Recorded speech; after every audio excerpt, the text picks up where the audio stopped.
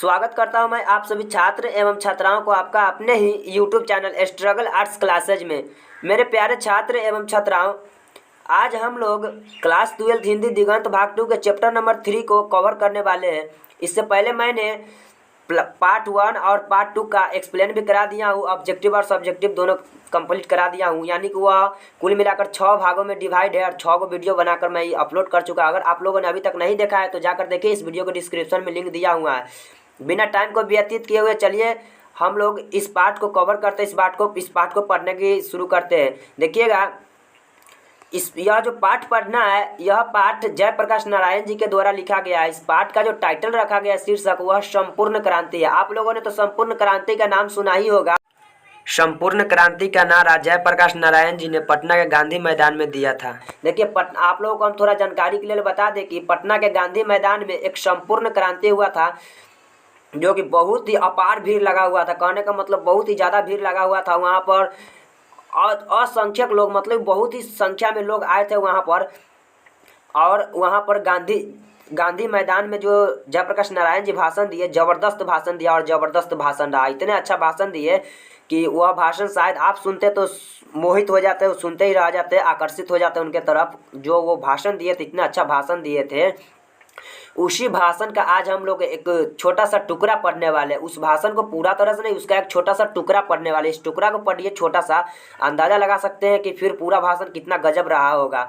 थोड़ा सा और जानकारी के लिए बता दें कि जयप्रकाश नारायण जी इस भाषण में इस संपूर्ण क्रांति को करने के लिए शामिल नहीं होना चाहते थे।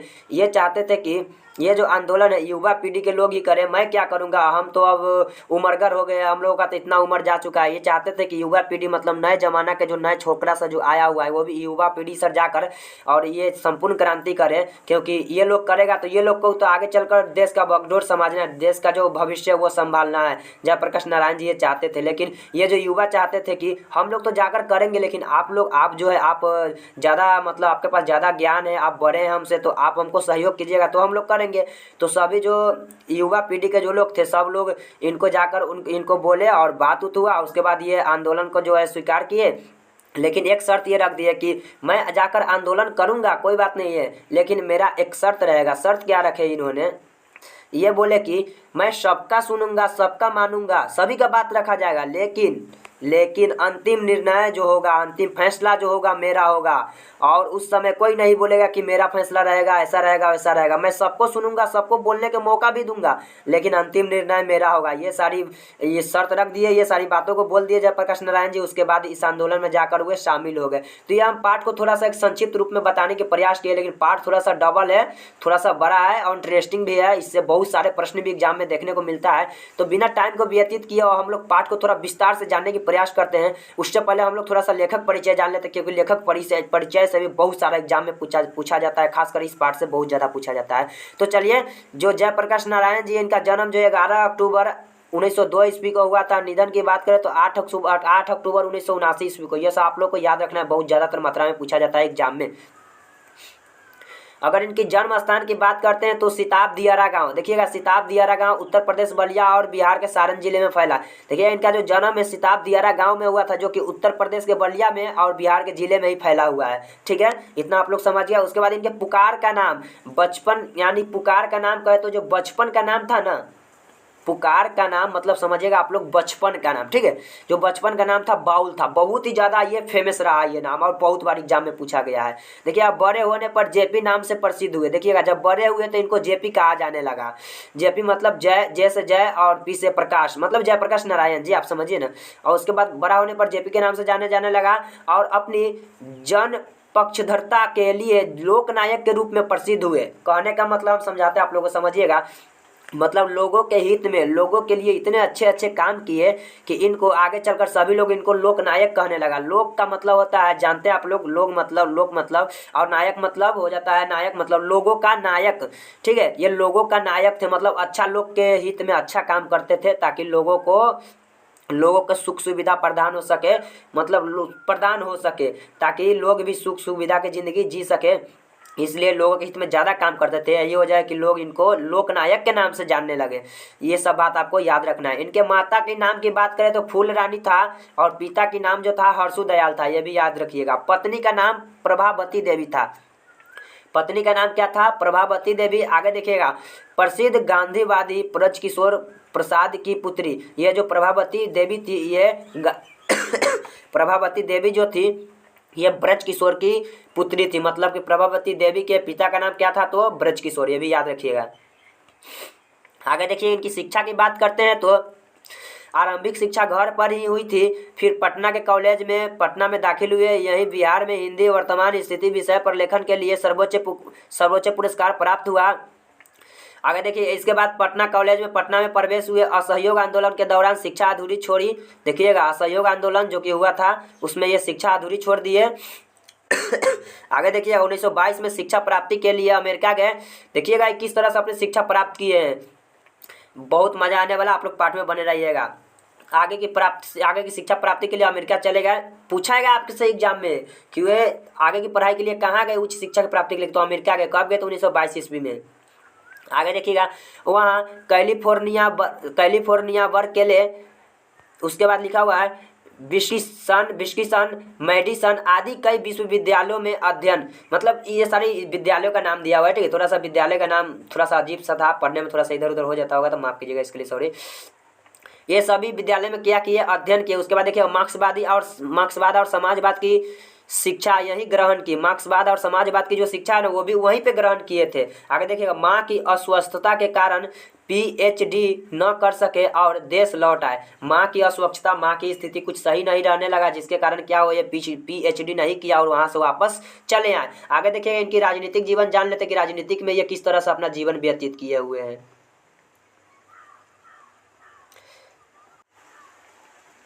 देखिएगा, राजनीतिक जीवन में किस तरह से अपना जीवन को व्यतीत किए हुए हैं। 1929 में कांग्रेस में शामिल हुए। 1932 में सविनय अवज्ञा आंदोलन। सब बात को ध्यान से सुनते चलिएगा, बड़ी इंपॉर्टेंट बनता है। 1929 में कांग्रेस में शामिल हुए। 1932 में सविनय अवज्ञा आंदोलन, उसमें भी शामिल हुए। आगे देखिएगा, आंदोलन के दौरान जेल गए।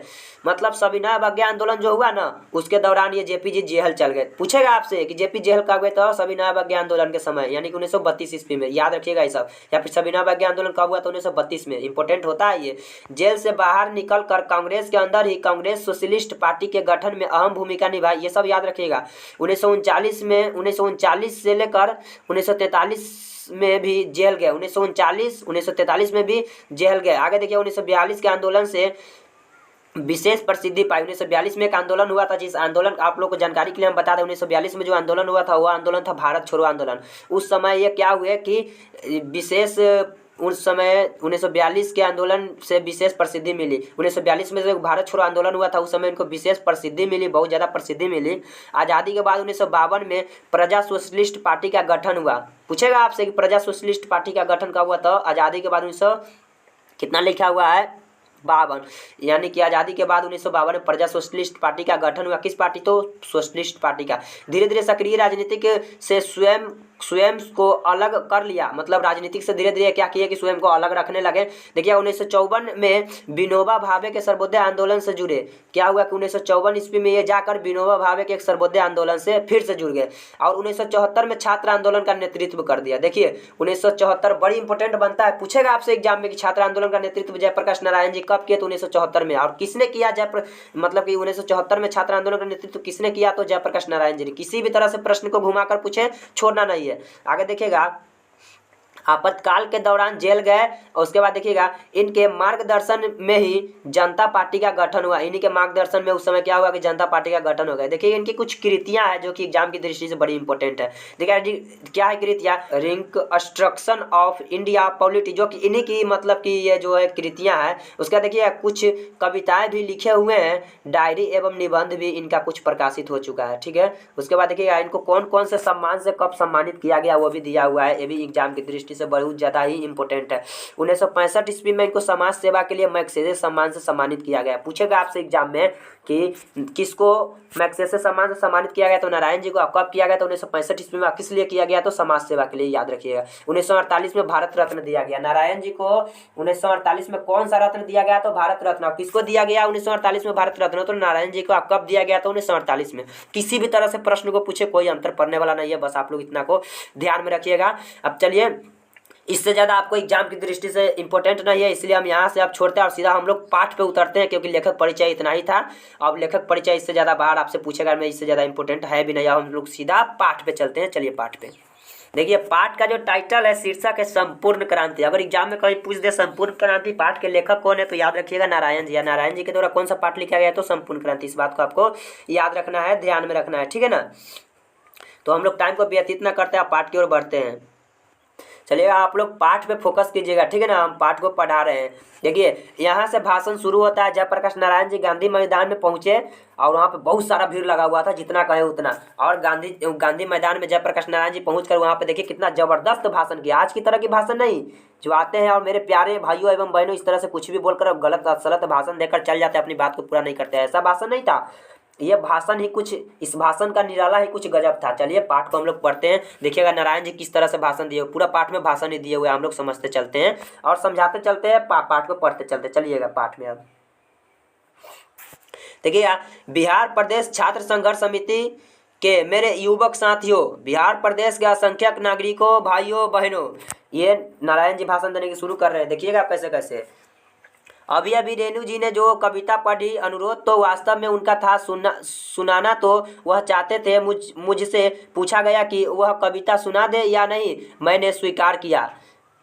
ध्यान से सुनते चलिएगा।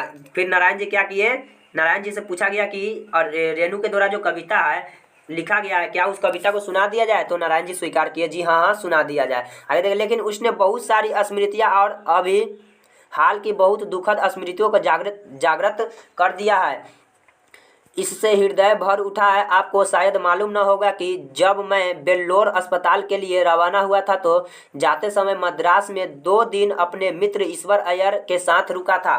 ध्यान से सुनते चलिएगा। नारायण जी पहुंच चुके हैं स्टेज पर और वहां पर पहुंचकर भाषण दे रहे हैं। याद रखिएगा, अपने मित्र ईश्वर अय्यर के साथ। किसके यहाँ रुके थे, अपने मित्र ईश्वर अय्यर के साथ वहां पे रुके थे। दिनकर जी गंगा बाबू मिलने आए थे। कौन कौन मिलने आए थे, तो दिनकर जी और गंगा बाबू भी मिलने आए थे इनसे। बल्कि गंगा बाबू तो साथ ही रहते थे, गंगा बाबू तो वहाँ पे साथ ही रहते थे। और दिनकर जी बड़े प्रसन्न दिखे, जो दिनकर जी थे वह बहुत ही प्रसन्न दिखे। देखिएगा, उन्होंने अभी हाल की अपनी कुछ कविताएं सुनाई और मुझसे कहा कि आपने जो आंदोलन शुरू किया है, जितनी मेरी आशाएं आपसे लगी थी, उन सब की पूर्ति आपके इस आंदोलन में, इस नए आवाज़ में देश के तरुणों का आपने जो किया है, मैं देखता हूँ। तालियां तालियां। देखिएगा ऐसा कौन बोल रहे हैं, जब वहाँ पे वो चढ़े हुए नारायण जी वहाँ पर और भाषण दे रहे हैं गांधी मैदान में, ये ऐसे ऐसे भाषण दे रहे हैं, तो लोग वहाँ पर क्या कर रहे हैं, लोग बोल रहे हैं कि तालियां तालियां। देखिएगा नारायण जी क्या बोल रहे हैं, तालियां हरगिज नहीं, तालियां तो हरगिज नहीं बजाइए, मेरी बात चुपचाप सुनिए। नारायण जी बोल रहे हैं, मैं जो भाषण सुना रहा हूँ आप लोग चुपचाप से भाषण सुनिए और बातों को समझिए। तालियां तो आप लोग हरगिज नहीं बजाइए। नारायण जी बोल रहे हैं, तालियां आप लोग हरगिज नहीं बजाइए, मेरे बातों को सुनिए, मेरे बातों को समझिए, मेरे बातों को पकड़िए, मैं क्या बोल रहा हूँ। और तालियां तो हरगिज नहीं बजाना है। नारायण जी बोल रहे हैं ताली नहीं बजाना है। आगे देखिएगा, अब मेरे मुंह से आप हुंकार नहीं सुनेंगे, अब मेरे मुंह से आप हुंकार नहीं सुनेंगे, लेकिन जो कुछ विचार मैं आपसे कहूँगा वे विचार हुंकारों से भरे होंगे। और नारायण जी बोल रहे हैं कि आप मेरे से, अब जो आप लोग यहाँ पर भीड़ लगाकर खड़े हुए हैं, आप लोग मेरे मुंह से अब हुंकार नहीं सुनिएगा, लेकिन मैं जो भी बात बोलूँगा वो जो बात होगा वो बात हुंकार से भरे होंगे। मेरे बात को ध्यान से सुनो मेरे भाइयों एवं बहनों। देखिएगा, क्रांतिकारी वे विचार होंगे जिन पर अमल करना आसान नहीं होगा। अमल करने के लिए बलिदान करना होगा, कष्ट सहना होगा, गोली और लाठियों का सामना करना होगा, जेलों को भरना होगा, जमीनों की कुर्कियां होंगी। यह सब होगा। यह क्रांति है मित्रों, और संपूर्ण क्रांति है। यह कोई विधानसभा के विघटन का ही आंदोलन नहीं है, बल्कि वह तो एक मंजिल है जो रास्ते में है। दूर जाना है, दूर जाना है, दूर जाना है। जवाहरलाल नेहरू जी के शब्दों में, अभी ना जाने कितने मीलों इस देश की जनता को जाना है, उस स्वराज को प्राप्त करने के लिए जिसके लिए देश के हजारों लाखों जवानों ने कुर्बानियां दी है, जिसके लिए सरदार भगत सिंह, उनके साथ ही बंगाल के सारे क्रांतिकारी साथी, महाराष्ट्र के सभी, देश भर के क्रांतिकारी सभी गोली का निशाना बने या तो फांसी पर लटकाए गए। जिस स्वराज के लिए लाखों लाख देश की जनता बार बार जेलों को भरती रही है, लेकिन आज 27-28 वर्ष के बाद का जो स्वराज है उसमें जनता कराह रही है। भूख है, महंगाई है, भ्रष्टाचार है, कोई काम नहीं जनता, कोई काम नहीं जनता, मतलब जनता, देखिएगा ध्यान से समझते चलिएगा, कोई काम नहीं जनता का निकलता, और बगैर रिश्वत दिए, आप इस बात को समझते चलेगा। नारायण जी पहुंच चुके हैं वहां गांधी के मैदान में, स्टेज पर जा चुके हैं और भाषण दे रहे हैं। देखिए इस तरह से स्थिति है जनता के साथ, ऐसे ऐसे हो रहा है। और 27 साल हो गए, 28 साल हो गए, अभी तक कुछ भी जनता के साथ नहीं हुआ है। जनता भूख से कर्रा रही है, भूख से उनके साथ इतनी महंगाई आ गई है, इतना महंगाई बढ़ गया है कि जहाँ कर अपनी ज़रूरत की चीज़ को पूरा नहीं कर पाता। भ्रष्टाचार तो और भी ज़्यादा बढ़ गया है। इस तरह से नारायण जी चढ़ कर वहाँ पर भाषण दे रहा है, और नारायण जी बोल रहे हैं कि सब तो सब की बात है, वो तो दूर दूर की बात है, बिना रिश्वत दिए हुए कोई काम तक नहीं होता। अगर आप थोड़ा सा काम करवाने जाइए तो वहाँ पर रिश्वत देना पड़ता है। अगर वहाँ पर चले जाइएगा तो बोलिएगा यह काम करना है, जाइए जाइए कल आइएगा, जाइए जाइए परसों आइएगा, आज नहीं होगा, आज नहीं होगा, कल जाइएगा, फिर कल नहीं होगा, इस तरह से वहाँ पर दौड़ाया जाता है। लेकिन जाकर थोड़ा सा बोलिए तो कि लीजिए 500-1000 रुपया लेकर, यानी कि कुछ ले देकर कर दीजिए, तो क्या बोलेगा कि हाँ हाँ चलिए चलिए बैठिए लाइन में लग जाइए करा देंगे। क्या है, कोई भी काम बिना रिश्वत के, बिना घूस के नहीं होता है। वहाँ पर नारायण जी चढ़ चुके हैं स्टेज पर, वहाँ पर गांधी के मैदान में। इस तरह से जो भी सच्चाई है, सच्चाई का खुलासा कर रहे हैं और सारे सच्चाई को हम लोग के सामने रखने का प्रयास कर रहे हैं। उन्हीं भाषण का छोटा सा भाग हम लोग को पढ़ने का मिला। इस तरह से नारायण जी बोल रहे हैं, सही में रियली बात है, ऐसा होता है, हम देखते हैं अक्सर ऐसा होता है। बिना रिश्वत के, बिना घूस के कुछ नहीं हो रहा। महंगाई बढ़ गया, भ्रष्टाचारी बढ़ गया है, क्या क्या नहीं हुआ है, कुछ नहीं हो रहा है, क्योंकि सरकार ही निकम्मी है, तो होगा ही क्या। आगे देखिएगा, आगे पढ़ते हैं इसमें। देखिएगा, सरकारी दफ्तरों में बैठो, सरकारी दफ्तरों में, बैंकों में, हर जगह टिकट लेना है, उसमें जहाँ भी हो रिश्वत के बगैर काम नहीं जनता का होता है। सही बात है, चाहे आप सरकारी कहीं पे चल जाइए, बैंकों में चल जाइए, किसी पे जगह पे चल जाइए, टिकट लेना पड़ता है। टिकट लीजिए, लाइन में लगिए तो काम होगा, और वो उतना भी हो जाता है फिर भी काम ना होता है। जाइए आज आपका काम ना हुआ, टाइम हो गया, खत्म हो गया, अगले दिन जाइएगा फिर काम ना करेगा, लाइन में लगाकर छोड़ देगा, टाइम बर्बादी होता है जनता का।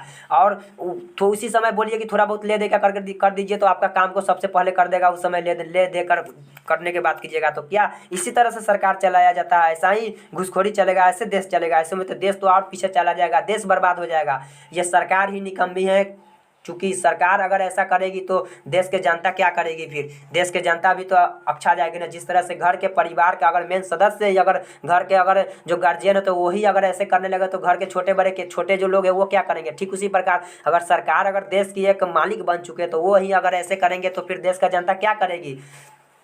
इस तरह से इसमें बताया जा रहा है, जो भी बात है बात को खुलासा किया जा रहा है। आगे देखिएगा, आगे हम पढ़ते हैं इसमें। हर प्रकार के अन्याय के नीचे जनता दब रही है, शिक्षा संस्थाएं भ्रष्ट हो रही है। सही बात है, हर प्रकार के अन्याय के नीचे जनता धंस रही है, क्या हो रहा है? दब रही है, और जनता शिक्षा जो है भ्रष्ट हो रही है, शिक्षा संस्थाएं सब भ्रष्ट हो रही है। हजारों नौजवानों का भविष्य अंधेरे में पड़ा हुआ है। सही बात है, जीवन उनका नष्ट हो रहा है, यह भी सही बात है, जीवन उनका नष्ट हो रहा है। सभी का जो भविष्य अंधेरा में पड़ चुका है। शिक्षा दी जाती है, गुलामी की शिक्षा तो दी जाती है, सब जितने भी नौजवान है सबको शिक्षा दी रहा है, लेकिन कैसे शिक्षा दी रही है? ये सारी गुलामी की शिक्षा दी जा रही है। ऐसा ही शिक्षा दिया जाना चाहिए। देखिएगा किस किस तरह से नारायण जी पूरी सच्चाई को खुलासा करने की प्रयास कर रहे हैं। अभी इसमें और भी पढ़ते हैं, देखिएगा आप लोग ध्यान से समझते चलिएगा। है क्या? शिक्षा पाकर दर दर ठोकरे खाना नौकरी के लिए। शिक्षा पा लिए और शिक्षा पाकर नौकरी के चक्कर में, नौकरी के लिए जाइए, दर दर की ठोकर खाइए। इतना अभी के समय में हम देख रहे हैं, इतना आदमी इतना पढ़ लिख लेता है, उनको नौकरी नहीं मिलता है। क्यों नहीं मिलता है? ये सारी की सारी गलती सरकार में ही है। क्यों वो सरकार ऐसे चला रही है? क्यों ऐसे मतलब जो ही जैसे नहीं चलना चाहिए वैसे चला रही है? सही बात है, आज के समय में आप लाख पढ़ लीजिए, लिख लीजिए, लेकिन क्या है, नौकरी के लिए आपको दर दर की ठोकर खाना पड़ता है। सही बात है, ऐसा देखिएगा, नौकरियां मिलती ही नहीं, दिन पर दिन बेरोजगारी बढ़ती जा रही है। ये भी सही बात है, नौकरी तो मिलती नहीं, आप पढ़ लिख कर अपना सारा पैसा एक जुआ की तरह बर्बाद कर देते, लेकिन आपको नौकरी नहीं मिलता है। और नौकरी के लिए क्या होता है कि आप दिन भर मतलब कि सारा जिंदगी आपका गुजर जाता है, और अगर नसीब से मिले भी तो कितना जिंदगी गुजर जाता है, थोड़ा सा मतलब कि उम्र बचा रहता है तो नौकरी मिलता है, वो भी रिटायर कर दिया जाता है। और नौकरी तो जल्दी से मिलता ही नहीं, और दर दर की ठोकर खाना पड़ता है इंसान को। पूरा पैसा अपना बर्बाद कर देता है पढ़ने के पीछे, फिर भी नौकरी नहीं मिलता है। देखिए दिन पर दिन बेरोजगारी बढ़ती जा रही है। सही बात है, दिन दिन पर हम देख रहे हैं बेरोजगारी पर बेरोजगारी बढ़ते ही जा रहा है। गरीबी बेरोजगारी बढ़ती जाती है। क्या है, गरीब की बेरोजगारी बढ़ती जाती है। गरीब हटाओ के नारे जरूर लगते हैं, लेकिन गरीब बढ़ी है पिछले वर्षों में। नारायण जी स्टेज पर पहुंचे हुए हैं, बोल रहे हैं कि गरीब हटाओ, गरीबी हटाओ, गरीबी हटाओ। ऐसे नारा तो लग रहा है, हम तो देख रहे हैं, लेकिन गरीबी हटाओ का नारा लगाने से काम थोड़ी ना चलेगा। गरीबी हटाओ का अगर नारा लगाते तो गरीबी को हटाइए भी, लेकिन हम तो देख रहे हैं पिछले वर्षों से गरीबी और ज़्यादा बढ़ ही गई है, गरीबी घटी कहाँ है, बोल रहे हैं नारायण जी। बोल रहे हैं तो मित्रों, नारायण जी बोल रहे हैं तो मित्रों, आज की स्थिति यह है कि और इस स्थिति में वहाँ दिनकर जी ने कुछ हमें अपने शब्द सुनाए, अपने हृदय ग्राही थे। और उसी रात जब विदा हुए, उसी रात को हमारे मित्र रामनाथ जी गोयनका, जो कि इंडियन एक्सप्रेस के मालिक थे, याद रखिएगा इंडियन एक्सप्रेस के मालिक कौन थे, इंडियन एक्सप्रेस के मालिक कौन थे, रामनाथ जी गोयनका, आप लोगों को याद रखना है, जो कि इंडियन एक्सप्रेस के मालिक थे। घर पर वह मेहमान थे, रात को दिल का दौरा पड़ा, 3 मिनट में उनको अस्पताल पहुंचाया गया। गोयनका जी के द्वारा 3 मिनट में उनको अस्पताल पहुंचाया गया। 3 मिनट में ही मात्र विलिंगडन नर्सिंग होम में, कौन सा अस्पताल में, विलिंगडन नर्सिंग होम अस्पताल में उनको पहुंचाया गया, शायद उसे कहते हैं। आगे देखिएगा, उनको अस्पताल पहुंचाया गया। क्या हुआ, सारा इंतजाम था उस अस्पताल में, सारा का सारा इंतजाम था वहाँ पर। पटना का अस्पताल तो पता नहीं 3 घंटे में भी तैयार ना हो पाता। पटना का जो अस्पताल था, अगर 3 घंटा भी लग जाता फिर भी वो पहुंच नहीं पाते, लेकिन वहाँ पर एक बगल में एक अस्पताल था जहाँ पे उनको 3 मिनट में पहुंचाया गया। रामनाथ जी गोयनका के द्वारा 3 मिनट में उनको अस्पताल पहुंचाया गया, विलिंगडन नर्सिंग होम में। और क्या हुआ, सभी डॉक्टर सब तरह के औजार लेकर तैयार थे, जितने भी डॉक्टर थे सब तरह का औजार लेकर वहाँ पर तैयार थे, लेकिन दिनकर जी का हार्ट फिर से जिंदा ना हो पाया, उसी रात उनका निधन हो गया। चलिए इस बात को समझाते हैं। नारायण जी बोल रहे हैं कि उसी स्टेज पर चढ़कर कि दिनकर जी को दिल का दौरा पड़ा उसी रात को। रामनाथ जी गोयनका के द्वारा उनको अस्पताल पहुंचाया गया। कौन से अस्पताल में, तो विलिंगडन नर्सिंग होम अस्पताल में, लेकिन वहाँ पर सभी डॉक्टर थे, हर एक तरह का सुविधा भी था, ऐसा नहीं कि कुछ सुविधा नहीं था।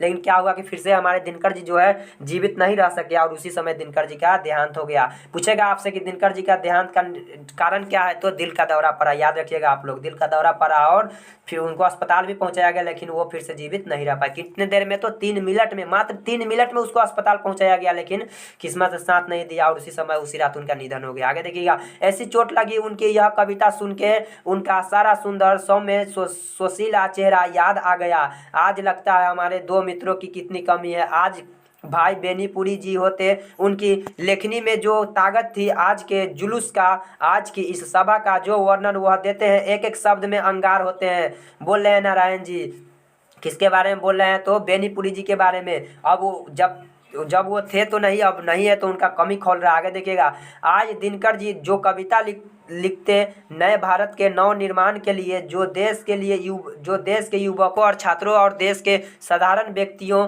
नर और नारियों के द्वारा आज से जो हो रहा है और शुरू प्रारंभ हो गया है, वह कविता शायद इस नवीन क्रांति का एक अमर साहित्य बन जाती है। लेकिन आज दोनों ही नहीं है, न दिनकर जी और न बेनीपुरी। बोल रहे हैं नारायण जी, भाषण दे रहे हैं वहाँ पर, दिनकर जी या बेनीपुरी की कमी जो खोल रही है दिनकर जी, नारायण जी के अंदर, वो दिनकर जी इनके दोनों को बातों को वहाँ पर रखने की प्रयास कर रहे हैं। उस भरी सभा में, उस भरी भाषण में सभी लोगों, लाखों की संख्या में भीड़ लगी हुई है, और वहाँ पर लाखों की संख्या के भीड़ में वहाँ पर नारायण जी भाषण दे रहे हैं, और दिनकर जी और बेनीपुरी की जो कमी है, कमी खोल रहे हैं, उन कमी को उन लोगों के सामने रखने के प्रयास कर रहे हैं। फिर देखिएगा, बोले तो मित्रों, ये स्मृतियाँ जगी है और इनका भार हृदय पर है। मैं तो थक गया हूँ, लेकिन आज के बड़ी भारी जिम्मेदारी हमारे कंधों पर आई है, और मैंने इस जिम्मेदारी को अपनी तरफ से मांग करके नहीं लिया हूँ। मैं इस जिम्मेदारी को मांग करके नहीं लिया हूँ मित्रों। तरुणों से छात्रों के बराबर कहता रहा हूँ, तरुणों से जो है छात्रों के बराबर मैं कहता रहा हूँ।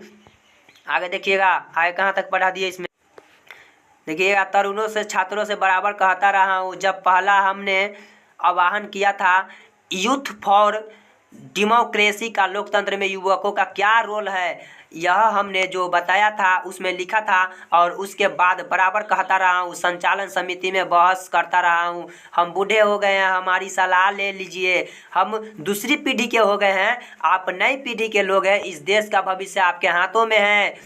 इस देश का जो भविष्य आपके हाथों में है, उत्साह है, आपके अंदर शक्ति है, आपके अंदर जुनून है, ताकत है, क्या आपके अंदर जो है जवानी है, आपके अंदर जो है आप नेता बनिए, मैं आपको सलाह दूंगा। तो छात्रों ने कहा, जयप्रकाश जी, मार्गदर्शन से काम नहीं चलेगा, आपको जो है नेतृत्व स्वीकार करना ही पड़ेगा। मैं टालता रहा, लेकिन अंत में बेल्लोर जाते समय मैंने उनके आग्रह को स्वीकार किया। चलिए इस बात को मैं समझाता हूँ। जो नारायण जी थे बोल रहे हैं कि छात्रों आप लोग आगे आओ, आप लोग में जुनून है, ताकत है, शक्ति है, बल है, क्योंकि आप लोग जवान हैं, आप लोग ही देश के भविष्य को आगे बढ़ा सकते हैं। क्योंकि मैं तो अब दूसरे पीढ़ी का हो चुका हूँ ना, मैं तो अब बूढ़ा हो चुका हूँ, मैं तो केवल सलाह दे सकता हूँ और मैं सलाह दूंगा। आप लोग आकर आगे आइए, आंदोलन कीजिए। तो सभी जो छात्र, नारायण जी सब छात्र से बोल रहे हैं, तो छात्र लोग क्या बोल रहे हैं कि नहीं नहीं नारायण जी, मार्गदर्शन से काम नहीं चलने वाला है, आपको भी इस आंदोलन में आगे आना होगा, आपको भी इसमें अहम भूमिका निभाना होगा, आपको भी साथ देना होगा। लेकिन इस सारी बातों को नारायण जी क्या किए, टालते रहे, लेकिन सारे छात्र मानने वाले नहीं थे। टालने से सारे छात्र बोलते हैं कि नहीं नहीं नारायण जी, टालने से काम नहीं चलेगा, आपको भी आना पड़ेगा। अंततः नारायण जी को सारे बच्चों का बात मानकर, सारे छात्रों को बात मानकर, जो भी नई पीढ़ी के लोग थे, युवा पीढ़ी के, सारे छात्रों का बात मानना पड़ा नारायण जी को। और फिर क्या हुआ कि वे कहाँ के लिए जा रहे थे, बेल्लोर जाते समय उनको आग्रह को स्वीकार करना पड़ा। क्या हुआ कि वो बेल्लोर जा रहे थे, लेकिन सभी छात्रों की बात को मानकर आग्रह को स्वीकार किया। उसके बाद देखिएगा, स्वीकार करते समय मैंने अनुभव किया कि अपनी अयोग्यता का और नम्रतापूर्वक यह स्वीकार किया, परंतु छात्रों से भी, आप सबसे भी यह अनुरोध है कि नाम के लिए मुझे नेता नहीं बनना। देखिएगा अब नारायण जी किस तरह से छात्रों को बोल रहे हैं, स्वीकार तो कर लिया आप लोगों को बातों को, लेकिन मेरा भी कुछ शर्त रहेगा, ध्यान से सुनो छात्रों, मुझे नाम के लिए नेता नहीं बनना है। मुझे सामने खड़ा करके और कोई हमें डिटेक्ट करे, कि पीछे से डिटेक्ट करे कि क्या करना है। जयप्रकाश नारायण, तुम्हें तो इस नेतृत्व को कल मैं छोड़ देना चाहूँगा। देखिए मतलब नारायण जी क्या बोल रहे हैं कि चलिए छात्रों, मैं बात मानता हूँ आप लोगों को, मैं आप लोगों से आगे रहूँगा, मैं आप लोगों को साथ दूंगा, लेकिन मेरा एक शर्त रहेगा। अगर मैं आप लोगों को साथ दूंगा तो वहाँ पर जब मैं भाषण दूंगा, जब मैं कोई बातों को रखूंगा, तो उस समय आप लोगों को बीच में टपकना नहीं होगा, बीच में बोलना नहीं होगा। ऐसी बात नहीं कि आप लोगों को मैं बोलने का मौका नहीं दूंगा, आप लोगों को बोलने का मौका दूंगा, आप लोगों को सारे वहाँ पर बातों को रखने का मौका दूंगा, लेकिन अंतिम निर्णय जो है मेरा होगा। सबका बात सुनूंगा, सबका मानूंगा, सबको बोलने का मौका दूंगा। नारायण जी बोल रहे हैं, लेकिन जो अंतिम निर्णय होगा, अंतिम फैसला होगा, वह फैसला मेरा ही होगा और मेरा फैसला सबको मानना पड़ेगा। नारायण जी इस शर्त को रखे, सभी छात्र इस शर्त को स्वीकार भी किए। और तब नारायण जी बोले, तब मैं इस शर्त को जब रख दिया, सब स्वीकार दिए, तब नारायण जी इस आंदोलन को करना स्वीकार किए। उस समय सभी छात्रों के सामने इस बातों को रखकर। आगे देखिएगा, मैं सबकी सलाह लूंगा, तालियां नहीं, बात सुनिए। नारायण जी जब ये बात को बोल रहे हैं तो सब लोग तालियां बजाने लगे, तो नारायण जी गुस्सा गए, बोले तालियां नहीं मेरे प्यारे छात्रों, तालियां नहीं मेरे भाइयों बहनों, तालियां नहीं। बात को सुनिए, मैं क्या बोल रहा हूँ, बात समझिए, सुनिए, समझिए, सबकी बात सुनूंगा, छात्रों की बात भी, जितना भी ज़्यादा होगा, जितना भी समय मेरे पास होगा, उससे बहस करूंगा, समझूंगा और अधिक से अधिक उनकी बात मैं स्वीकार करूंगा, आपकी बात स्वीकार करूंगा, जन संघर्ष समितियों की, लेकिन फैसला मेरा होगा। वही बात है, बोले सबकी बात सुनूंगा, सबकी मानूंगा, जितना समय हो सके मैं समय देकर आपसे बहस भी करूंगा, लेकिन अंतिम जो निर्णय होगा, अंतिम फैसला होगा, मेरा होगा। नारायण जी बोल रहे हैं, इस फैसले को इनको मानना होगा और आपको मानना होगा, तब तो इस नेतृत्व का कोई मतलब रहेगा, ना। नारायण जी बोले, तब यह क्रांति सफल हो सकती है, और नहीं तो आपस के झगड़ों में, बहसों में पता नहीं कि हम किधर बिखर जाएंगे और क्या नतीजा निकलेगा। नारायण जी बोल रहे हैं, अगर मैं बात को बोलूँगा, आप लोग मेरे बात को समझिएगा नहीं, मेरे फैसला को वहाँ पर रखने नहीं दीजिएगा। अगर इसमें आप इधर उधर बिखर गए, अगर मोतियों की तरह बिखर गए, तो बाद में पता चलेगा कि नहीं इधर कुछ हुआ, नहीं इधर कुछ हुआ, और सब कुछ बिखर कर ही रह गया, मोतियों की तरह बिखरता ही रह गया। बाद में नतीजा भी क्या आएगा ये तो आप समझ ही सकते हैं। इसलिए मेरे बातों को मानो मेरे भाइयों बहनों एवं छात्रों। इस तरह से नारायण जी वहाँ पर भाषण देते हैं। आगे देखिएगा फिर आगे क्या होता है।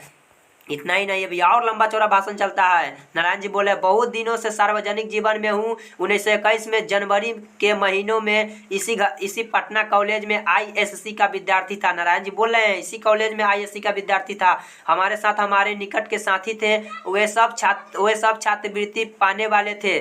बोल रहे हमारे साथ कुछ और भी थे हमारे साथी जो छात्रवृत्ति पाने वाले थे। मुझे भी छात्रवृत्ति मिलती थी। मुझे भी छात्रवृत्ति क्या थी? मिलती थी। आगे देखिएगा, बोल रहे हैं कि मुझे भी छात्रवृत्ति मिलने वाली थी। मुझे भी छात्रवृत्ति जो थी मिलने वाली थी। सब अव्वल दर्जे के क्रीम थे। सब जो अव्वल दर्जे के क्रीम थे उस समय के विद्यार्थियों में, उस समय के जो विद्यार्थियों में जैसे सब अव्वल दर्जे के क्रीम थे। और हम सब ने एक साथ गांधी जी के आह्वान पर असहयोग किया। असहयोग करने के बाद करीब 1.5 वर्ष यूँ ही मेरा जीवन बीता। चूँकि मैं साइंस का विद्यार्थी था। नारायण जी अपने बारे में बता रहे हैं, चूँकि मैं साइंस का विद्यार्थी था तो राजेंद्र बाबू के सचिव या मंत्री या मित्र या जो कहिए, आपको जो कहना है, सचिव कहिए, मंत्री कहिए, मित्र कहिए, जो भी कहिए, मथुरा बाबू उनके जमाता बाबू, उसके बाद देखिए फूलदेव सहाय वर्मा थे। मथुरा बाबू उनके जमाता बाबू फूलदेव सहाय वर्मा थे। उनके पास भेज दिया गया कि फूलदेव बाबू के साथ रहो और उनकी लेबोरेटरी में, उनकी प्रयोगशाला में कुछ प्रयोग करो और उनसे कुछ सीखो। देखिएगा नारायण जी अपने बारे में कैसे कैसे बता रहे, किस तरह से उनका जीवन बीता, कैसे कैसे अपना जीवन को व्यतीत किए हुए हैं। उसके बाद देखिएगा, महामना मदन मोहन मालवीय जी के लिए मेरे हृदय में पूजा का भाव है, परंतु हिंदू विश्वविद्यालय में भी दाखिल होने के लिए मैं तैयार नहीं था, क्योंकि सरकारी रुपया सरकारी एड मदद विश्वविद्यालय को मिलती थी। मदद विश्वविद्यालय को मिलती। देखिएगा उस समय जो क्या था कि उस समय रुपया सरकारी एड मदद विश्वविद्यालय को मिलती थी। स्वतंत्रता नहीं, उस समय स्वतंत्र नहीं था। वह पूर्ण रूप से राष्ट्रीय विद्यालय नहीं था। वह जो था पूर्ण रूप से राष्ट्रीय विद्यालय नहीं था। तो मैं किसी विद्यालय में नहीं गया। जो नारायण जी थे किसी विद्यालय में नहीं गए। कुछ ना कुछ कमी निकाली जाता था, कुछ ना कुछ, चाहे कुछ भी कमी हो। बिहार विद्यापीठ में मैंने परीक्षा दी आईएससी की। ये इससे यहाँ से आपका ऑब्जेक्टिव बनता है कि नारायण जी कहाँ से आईएससी की परीक्षा दी? तो बिहार विद्यापीठ से। आगे देखिएगा, पास तो करना ही था, पास कर गया, पास तो ही करना था ना। तो नारायण जी वहाँ पर क्या किए कि आईएससी की परीक्षा में पास हो गए। उसके बाद बचपन में जब हाई स्कूल में था मैंने स्वामी सत्यदेव के भाषण सुने थे। अब देखिएगा किस तरह से ये बता रहे, बड़ी इंपॉर्टेंट बनता, आप लोग ध्यान से सुनिएगा। जब ये हाई स्कूल में थे तो उस समय स्वामी सत्यदेव के भाषण सुने थे नारायण जी, अमेरिका के बारे में। कहाँ के बारे में? तो अमेरिका के बारे में। कोई धनी घर का नहीं हूँ, थोड़ी सी खेती और पिताजी नहर विभाग में जिलादार, बाद में रेवेन्यू असिस्टेंट हुए। नॉन गजेटेड ऑफिसर थे। उनकी हैसियत नहीं थी कि वह मुझे अमेरिका भेजिए। नारायण जी अपने बारे में बता रहे कि ऐसा ऐसा मेरा स्थिति था, इस तरह से मेरे पिताजी काम करते थे और उनकी इतना कमाई नहीं थी, उनकी इतना हैसियत नहीं थी कि वो मुझे अमेरिका भेजकर मुझे पढ़ा सके। नारायण जी बोल रहे हैं अपने दिया। देखिएगा, तो मैंने सुना था कि अमेरिका में मजदूरी करके लड़के पढ़ सकते हैं। मेरी इच्छा थी कि आगे पढ़ना है मुझे। आंदोलन तो गिराव पर आ गया, चढ़ाव पर था, उतर चुका है। इस बीच अमेरिका से कुछ शिक्षा प्राप्त करके आ जाऊं। नारायण जी चाहते थे कि मैं, आंदोलन तो गिरा पा ही गया, लेकिन क्या करूं, मैं थोड़ा सा जाऊं और अमेरिका से थोड़ा बहुत शिक्षा वहां से हासिल करके वहां से आ जाऊं, ताकि शिक्षा से मुझे सहयोग मिल सके। और किसके मुख से सुने थे ना भाषण के, वो अमेरिका के बारे में? तो स्वामी सत्यदेव के मुख से सुने थे, जो कि हम आपको ऊपर पढ़ाए थोड़ा देर पहले। आगे देखिएगा, इसीलिए अमेरिका गया। देखिएगा नारायण जी फिर अमेरिका चल गए अपनी शिक्षा प्राप्ति के लिए। कुछ लोग जो हमारे पता नहीं कि उन्हें किस नाम से पुकारूं, मुझे आज वर्षों से गालियां देते रहे हैं। कितनी गालियां मुझे दी गई है। चूंकि अमेरिका में मैंने पढ़ा इसलिए मैं अमेरिका का दलाल बना हूं। निक्सन को दे दो तार, जयप्रकाश की हो गई हार। ये नारे लगाए गए। चलिए इस बात को मैं आप लोगों को समझाता हूं, आप लोग समझिए। नारायण जी अपने शिक्षा प्राप्ति के लिए अमेरिका गए थे। शिक्षा की प्राप्ति के लिए ना, चूंकि इनका स्थिति बहुत ही दयनीय था और यहाँ पे तो ये पढ़ नहीं सकते थे, किसी भी तरह कोई सहारा था भी नहीं, तो ये सोचे कि अमेरिका जाकर, ऐसे भी मैंने भाषण में सुना है स्वामी सत्यदेव की भाषण में कि लोग वहाँ मजदूरी करके पढ़ सकते हैं। तो नारायण जी क्या किए कि अपने सोचे कि वहाँ जाकर मैं मजदूरी करके वहाँ पढ़ लूँगा। नारायण जी वहाँ चल भी गए और मजदूरी करके वहाँ पढ़ने लगे। लेकिन कुछ लोग जो थे यहाँ के, ये लोग का क्या मानना था कि नारायण जी अमेरिका गए हैं तो वहाँ जाकर दलाली कर रहे हैं शायद, यहाँ के लोगों का मानना था। कितना घटिया सोच था यहाँ के लोगों का ना। ये सही बात है कि अच्छे लोगों को लोग अच्छा नहीं कह के बुरा कहने लगता है, जब कितने भी अच्छा काम कर दो। ठीक उसी प्रकार नारायण जी वहाँ शिक्षा प्राप्ति के लिए गए थे, इन्हीं लोगों के लिए वहाँ से शिक्षा प्राप्त करके आते थे, इन्हीं लोग के हित में काम करते। लेकिन यहाँ के कुछ लोग क्या थे, नारायण जी को अमेरिका के दलाल कहने लगे और क्या नारा देने लगे यहाँ के लोग एक साथ मिलकर कि निक्सन को दे दो तार जयप्रकाश की हो गई यार, ये नारा देने लगे। इस तरह से कुछ गलत गालियां देने लगे नारायण जी को यहाँ के जो लोग थे। और नारायण जी बोल रहे हैं भाषण में कि इस तरह से लोग ऐसे ऐसे बोलने लगे। आगे देखिएगा फिर क्या हुआ। बोले नारायण जी आगे, मित्रों अमेरिका में बागानों में मैंने काम किया। देखिए किस किस तरह से कहाँ कैसे काम करके शिक्षा प्राप्त किए हुआ। अमेरिका के बागानों में मैंने काम किया है, कारखानों में काम किया है, लोहे के कारखानों में जहाँ जानवर मारे जाते हैं, जहाँ पे जानवर मारा जाता है वहाँ पर नारायण जी जाकर के काम किए हुए हैं। वहाँ पर सोचिए आप लोग जरा एक बार, उन कारखानों में काम किया। जब यूनिवर्सिटी में पढ़ता था छुट्टियों में काम करके इतना कमा लेता था कि कुछ खाना हम 3-4 विद्यार्थियों मिलकर पकाते थे। और मतलब जब छुट्टी मिलता था ना तो उस समय भी ये क्या करते, कुछ काम कर लेते ताकि ये कुछ अपना पेट चला सके। और रास्ते में हम लोग खा पी लेते थे। एक कटोरी में कई आदमी मिलकर, एक कोठरी में कई आदमी मिलकर रह लेते थे। बोल रहे कि एक ही कोठरी था, एक ही घर था, उसी में कई आदमी मिलकर रह लेते थे। अभी के समय में एक एक घर मिल जाए, सारा छूट मिल जाए, फिर भी लोग पढ़ने के लिए तैयार नहीं होता है। ये किस तरह से कष्ट उठाकर पढ़े हुए। आगे देखिएगा, रुपया बचा लेते थे, कुछ कपड़े खरीदने, कुछ फीस के लिए, अपने पेट को भी ठीक से नहीं भरते थे। किस तरह से ये इनका जिंदगी बीता वहाँ पर जाने के बाद। लोग यहाँ दलाल कर रहे हैं अमेरिका के। कैसा लोग है, कैसा जमाना आ गया है। बोल रहे कुछ रुपया भी बचा लेते थे ताकि अपना कुछ कपड़ा खरीद सके, कुछ फीस भी भर सके। और बाकी हर दिन रविवार को छुट्टी नहीं, 1 घंटा रेस्तरां में, होटल में, 1 घंटा रेस्तरां में, होटल में या बर्तन धोया या वेटर काम किया तो शाम को रात का खाना मिल गया, दिन का खाना मिल गया। बोल रहे हैं कि अगर रविवार भी रहता था ना तो उस समय भी मैं क्या करता था, उस समय में मैं आराम नहीं करता था, कहीं ना कहीं पे जाके काम कर ही लेता था, चाहे कहीं पे भी हो, जिससे क्या होता था रात का थोड़ा सा खाना नसीब हो जाता था। किराया कहाँ से मकान का हमको आया, किराया कहाँ से मकान का हमको आया। बराबर 2-3 लड़के, कितने वर्षों तक 2 चारपाई नहीं थी कमरे में, 1 चारपाई पर मैं और कोई ना कोई अमेरिका लड़का रहता था। बोल रहे हैं कि एक ही चारपाई था और उसी पर मैं सो जाता था और कोई ना कोई अमेरिकन एगो लड़का आकर वहाँ पे सो भी जाता था मेरे साथ। हम दोनों साथ सोते थे। एक रजाई हमारी होती थी। इस गरीबी में मैं पढ़ा हूँ, इस तरह से मेरा गरीबी था। इतवार के दिन, इतवार कहे तो वही रविवार समझ रहे हैं ना, वही इतवार के दिन या कुछ और टाइम में यह जो होटल का काम है उसको छोड़ करके जूते साफ करने का काम शू शाइन पार्लर में उससे ले करके क्या कमोड साफ करने का काम होटलों में करता था। वहाँ जब BA पास कर लिया, स्कॉलरशिप मिल गई, 3 महीने के बाद असिस्टेंट हो गया। उसके बाद देखिएगा डिपार्टमेंट का ट्यूटोरियल क्लास लेने लगा तो कुछ आराम से रहा। इस बीच में इन लोगों से पूछिए मेरा इतिहास, ये जानते हैं और जानकर भी मुझे गालियां देते हैं। इन लोगों से पूछिए मेरा इतिहास जो मुझे अमेरिका का दलाल कर रहे हैं। बोल रहे हैं निक्सन को दे दो तार जयप्रकाश की हो गया और किस तरह से मुझे गालियां दे रहे हैं, मुझ पर गालियां बरसा रहे हैं। इन लोगों से पूछो तो जरा मेरा स्थिति कैसे था। सब जानते हैं मेरा स्थिति, कौन नहीं जानता है, फिर भी मुझे इस तरह से लोग गालियां दे रहे हैं। इस तरह से बोले नारायण जी, इस तरह से मेरा जिंदगी गुजरा, इस तरह से मैं वहाँ पर पढ़ा लिखा और लोग समझ रहे हैं मैं वहाँ का दलाल था, दलाली करने गया था। कितना घटिया सोच है यहाँ के लोगों का ना, गजब है।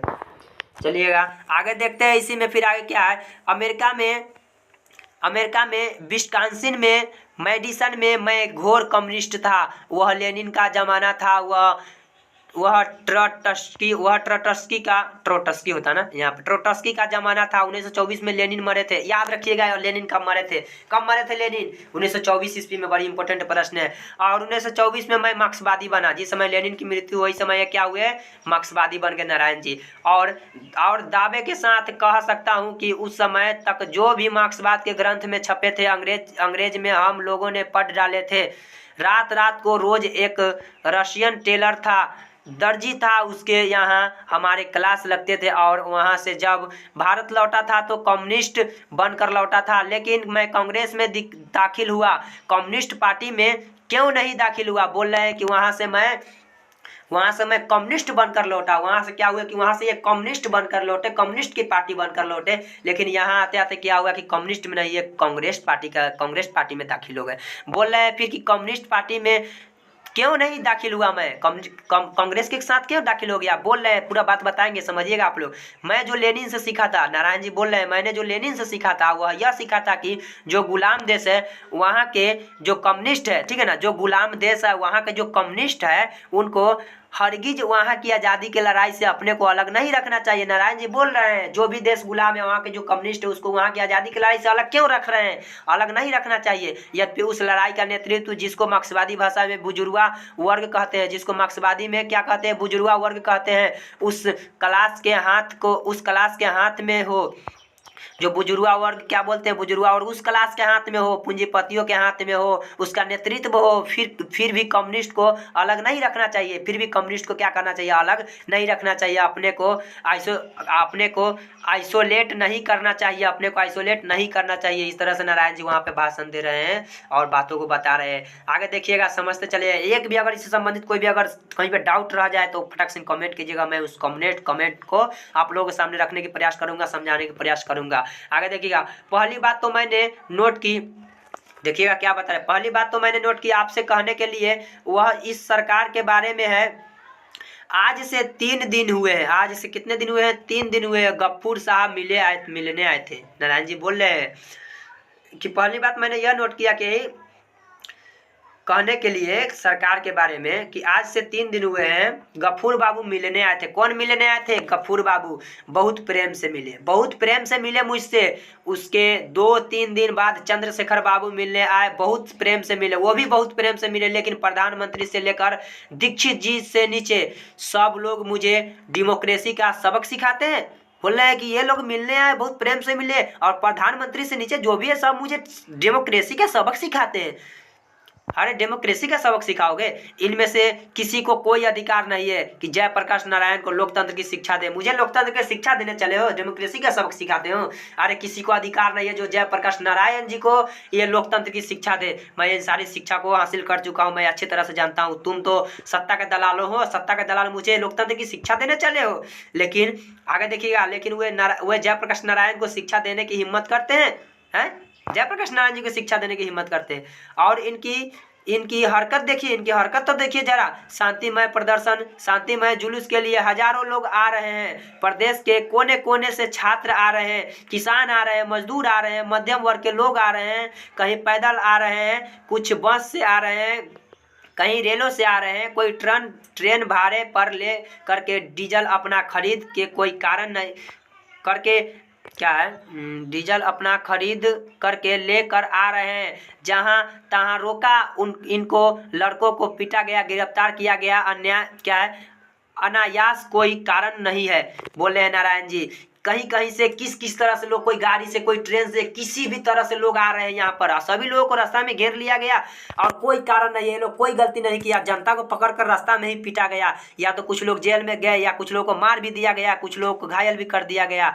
लोग यहाँ पर भाषण में आ रहे थे नारायण जी के भाषण सुनने। तो इस तरह से सरकार चलती है, ऐसे चलती है। देखिएगा और भी किस तरह से नारायण जी यहाँ पर भाषण दे रहे हैं।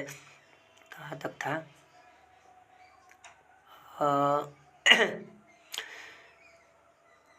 अनायास कोई कारण नहीं था ना, यहीं तक था। कहाँ है? कोई कारण नहीं। हाँ, और देखिएगा, और यहाँ हमसे आकर के सब मीठी मीठी बातें करते हैं। लोगों को वहाँ पर रास्ते में घेरते हो, रास्ते में घेर कर मारते हो, घायल करते हो, गलत व्यवहार करते हो, और यहाँ हमसे आकर मीठी मीठी बातें करते हो। ऐसे होता है। नारायण जी सब बात जान रहे थे, क्या नहीं जान रहे थे? तुम लोग जो सत्ता के दलाल हो। देखिएगा, इन्होंने जिद की कि इस रास्ते से जुलूस नहीं जाएगा, इस रास्ते से जुलूस नहीं जाएगा, इससे यह खतरा है, वह खतरा है।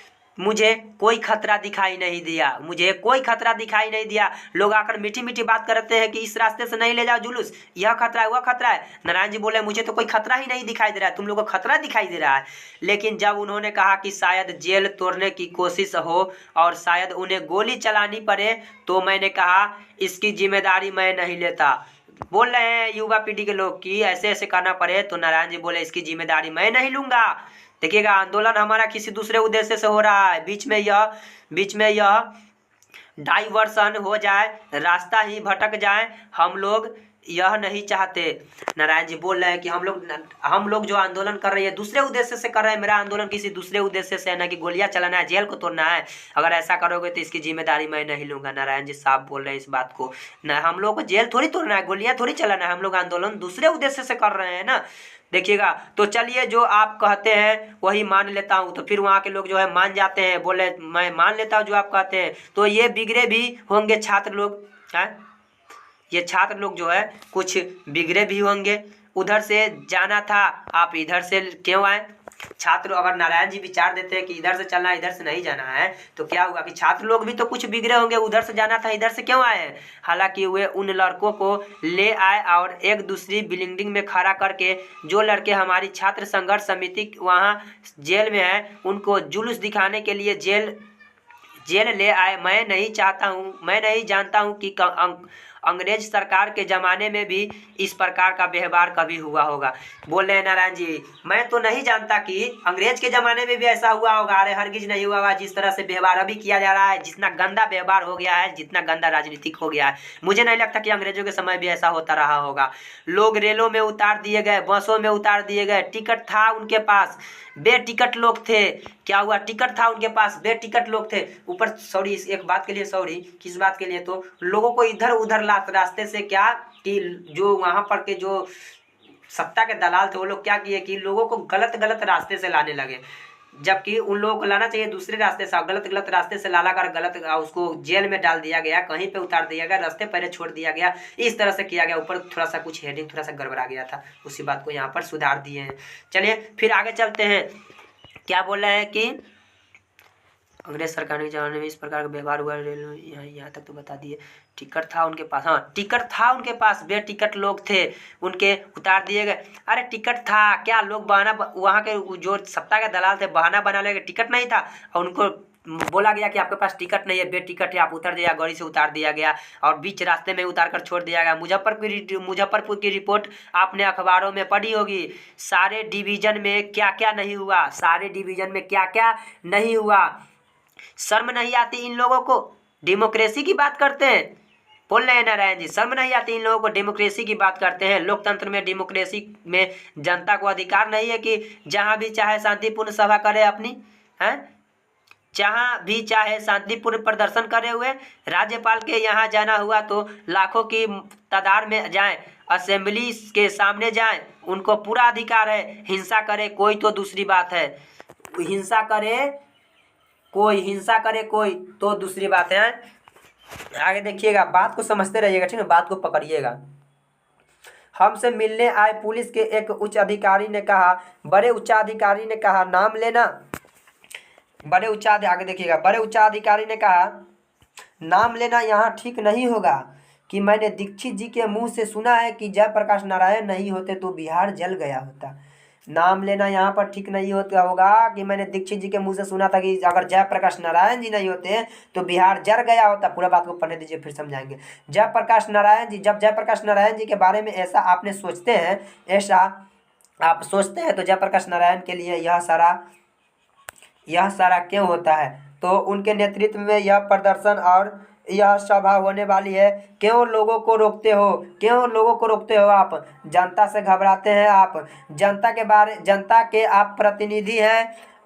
किसकी तरफ से शासन कर बैठे हैं आप? आपकी हिम्मत की लोगों को पटना आने से रोक लें, उनकी राजधानी है। कैसे रोक सकते हो? जो लोग यहाँ पर भाषण सुनने आ रहे हैं, मैं भाषण दे रहा हूँ, आपकी हिम्मत क्या है कि आप उन लोगों को रोक लोगे? अरे उनकी राजधानी है, आएंगे यहाँ पर, वो यहाँ पर आकर भाषण सुने। अपनी राजधानी में कैसे नहीं आएंगे? उनकी राजधानी है, क्यों नहीं आएंगे वो पटना में? देखिएगा, आपकी राजधानी है, यह पुलिस वालों का देश है, यह जनता का देश है, जनता का, ठीक है ना। डूब जाना चाहिए इन लोगों को।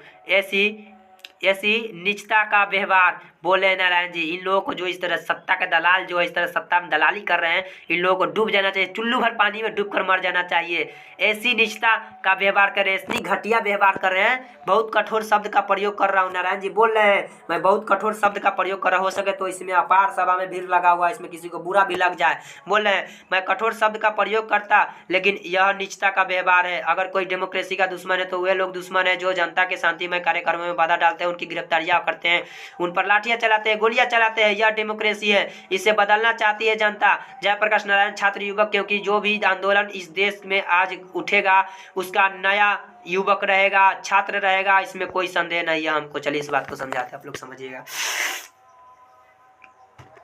नारायण जी बोल रहे हैं कि अगर कोई डेमोक्रेसी का दुश्मन है तो वे लोग दुश्मन है जो इन लोगों को रोकते हैं रास्ता में, इन लोगों को गिरफ्तार करते हैं, इन लोगों को गोलियां चलाते हैं। वही लोग अगर कोई डेमोक्रेसी का दुश्मन है तो वही लोग दुश्मन है, ठीक है ना। क्या बोले? क्योंकि जो भी आंदोलन इस देश में आज उठेगा उसका नेता युवक रहेगा, छात्र रहेगा, कोई संदेह नहीं है हमको। बोल रहे हैं नारायण जी, अगर जो भी यहाँ पे आंदोलन होगा आज, इसका अगर कोई नेता बनेगा, अगर कोई बनेगा तो वो छात्र ही बनेंगे, जो नया पीढ़ी के लोग हैं ये लोग ही बनेंगे नेता। इसमें कोई कहीं से कोई किंतु परंतु नहीं रहेगा, कोई संदेह नहीं है। आज के जो छात्र हैं, आज के जो युवा लोग हैं, वही लोग नेता बनेंगे, देखिएगा। फिर बोल रहे हैं नारायण जी, मित्रों एक बात तो यह कहनी थी, मैं जानता हूं कि डॉक्टर रहमान यहाँ बैठे होंगे। बोल रहे हैं नारायण जी, मैं जानता हूं कि डॉक्टर रहमान जो यहाँ बैठे होंगे तो वे कुछ चिंता में पड़े होंगे कि इस जोर से बोलने का असर मेरे हृदय पर बुरा होगा। मैं भी समझता हूँ, अब जरा अपने को बांध के बोलूँगा। नारायण जी बोल रहे हैं कि डॉक्टर रहमान जो इसमें बैठे होंगे उनको हो सकता है कि मेरे बातों को कहीं बुरा लग जाए, लेकिन कोई बात नहीं। अब मैं अपनी बातों को जो बोलूंगा, अपनी बातों को अपने मुंह पे कंट्रोल करूंगा, मुंह पे कंट्रोल करके अब मैं थोड़ी सी अपने बातों को बांध कर बोलूंगा, उतने कठोर शब्दों को प्रयोग नहीं करूंगा। नारायण जी बोले, देखिएगा, अभी हाल में बेल्लोर में था हमारे परम मित्र और स्नेही उमाशंकर जी दीक्षित पटना आए थे। उन्होंने मेरे संबंध में कुछ अच्छी बातें कही है। साथ साथ कई प्रश्न उठेंगे, साथ साथ कई प्रश्न किधर है, साथ साथ अरे किधर चला गया, हाँ, साथ साथ कई प्रश्न उन्होंने उठाए। मेरा उनका बहुत पुराना संबंध है। बोल रहे हैं कि मेरा उनका जो है बहुत पुराना संबंध है। 32-33 का आंदोलन जो चला था उसमें वह अंडरग्राउंड बम्बई में वह रहते ही थे, अंडरग्राउंड नेता थे। और सदानंद जी ने जो भी फ्री प्रेस के मालिक भी थे उसकी स्थापना की थी। यहाँ से आपका एक ऑब्जेक्टिव क्या बनना है कि फ्री प्रेस के मालिक कौन थे? सदानंद जी, याद रखिएगा। कौन थे फ्री प्रेस के मालिक? सदानंद जी, याद रखिएगा। हाँ, फ्री प्रेस के मालिक जो कि सदानंद जी थे, उसकी स्थापना की थी। आगे देखिए, उन्होंने उनको ब्रेन ऑफ बॉम्बे कहा था, ब्रेन ऑफ बॉम्बे कहा था। यहाँ से याद रखिएगा कि ब्रेन ऑफ बॉम्बे किसको कहा गया, ये सब बात को आपको याद रखना है, ठीक है ना। उन्होंने ब्रेन ऑफ बॉम्बे कहा था, किसने कहा था ये भी बात को याद रखना है कि वही सदानंद जी जो कि फ्री प्रेस के मालिक थे, क्या उसकी स्थापना की थी। और उन्हें सदानंद जी जो है कि उनको ब्रेन ऑफ बॉम्बे कहा था। किनको कहा था? तो किनकी चर्चा हो रहा है? सदानंद जी उन्हें ब्रेन ऑफ बॉम्बे कहा था। किनको कहा था? तो बेल्लोर में, हाँ, उमा शंकर जी को तो ब्रेन ऑफ बॉम्बे कहा था। किसने कहा था? ये सब सारा बात को याद रखिएगा। ब्रेन ऑफ बॉम्बे किसने कहा था, किसको कहा था, ये सारी बात को आप लोगों को क्या करना है, याद रखना है। थोड़ा बहुत अगर पढ़ाने में इधर उधर हो जाता होगा तो माफ कीजिएगा मुझे, इसके लिए सॉरी। चलिएगा आगे, अब हम लोग पढ़ते हैं, आगे हम लोग समझने की प्रयास करते हैं। कहाँ तक कर लिए थे हम लोग? ब्रेन ऑफ बॉम्बे कहा था ना। हाँ, मुझे भी कोई बड़ी पदवी दी थी पर मैं अपनी प्रशंसा नहीं करूंगा। बोल रहे हैं नारायण जी, मुझे भी कोई बड़ी पदवी दी थी, बड़ा पद पर मैं था, पर मैं चाहता हूं कितने लोगों के बीच मैं अपनी प्रशंसा नहीं करूं। नारायण जी बोल रहे हैं, मैं नहीं चाहता कितने लोगों के बीच मैं अपनी प्रशंसा करूं, ठीक है। उस समय दीक्षित जी से हमारा परिचय और हमारी घनिष्ठता मित्रता हुई। बोल रहे दीक्षित जी से उस समय क्या हुआ, हमारा परिचय हुआ, घनिष्ठता मित्रता हुई। और अंडरग्राउंड जमाने की जो भी मित्रता होती है वह ठोस होती है, चाहे हम कहीं रहे, वह कहीं रहे ठोस रहती है, उसके बाद हम एक दूसरे को मित्र आज तक बने हुए हैं। बोले अंडरग्राउंड का है तो पहले की जमाना, इस बात को आप लोग याद रखिए, ठीक ना। अंडरग्राउंड की जो मित्रता होती है, पहले के जमाना की जो मित्रता होती थी वह बड़ी ही ठोस मित्रता होती थी। आज के समय की मित्रता होता है खर्चा करवे तो मित्र, न खर्चा करवे तो कथी के मित्र। मतलब आज की समय की जो मित्रता है बहुत ही घटिया ढंग से हो गया है मित्रता, लेकिन पहले के समय के अंडरग्राउंड का जो मित्रता होता था वह बड़ी ही कठोर होता था। चाहे आप कहीं रहिए हम कहीं, लेकिन मित्रता तो चलते ही रहेगी और वह मित्रता हमेशा सदैव बनी रहेगी। और यहाँ तक कि ऐसे ऐसे लोग मित्र करके चल गए, वो मर गए, लेकिन आज भी उनके मित्र को, उनके दोनों का नाम से उनके मित्र को याद किया जाता है कि किसके उनके बीच कैसा कैसा किस तरह से घनिष्ठता का मित्र था। आगे देखिएगा, कुछ ऐसे मित्र हैं जिसके भाव अच्छे हैं। हमारे पुराने मित्र जो सोशलिस्ट पार्टी में थे या जो नहीं भी थे, चाहते हैं कि जयप्रकाश नारायण इंदिरा जी में कुछ मेल मिलाप हो जाए। इनके देखिए बोल रहे हैं नारायण जी कि नारायण जी के जो कुछ मित्र थे ना, नारायण जी के जो कुछ मित्र थे या फिर जो मित्र न भी थे, वे लोग क्या चाहते थे कि इंदिरा जी और नारायण जी में मेल मिलाप हो जाए। ध्यान से समझते चलिएगा, बहुत इंपॉर्टेंट है ये लाइन।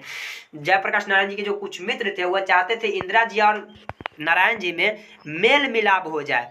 तो मित्रों, मेरा किसी व्यक्ति से झगड़ा नहीं है। नारायण जी बोले मेरा जो है किसी व्यक्ति से झगड़ा नहीं है, किसी व्यक्ति से झगड़ा नहीं है, चाहे वे इंदिरा जी हो या कोई हो, मुझे किसी भी व्यक्ति से झगड़ा नहीं है, चाहे इंदिरा जी हो चाहे कोई भी हो।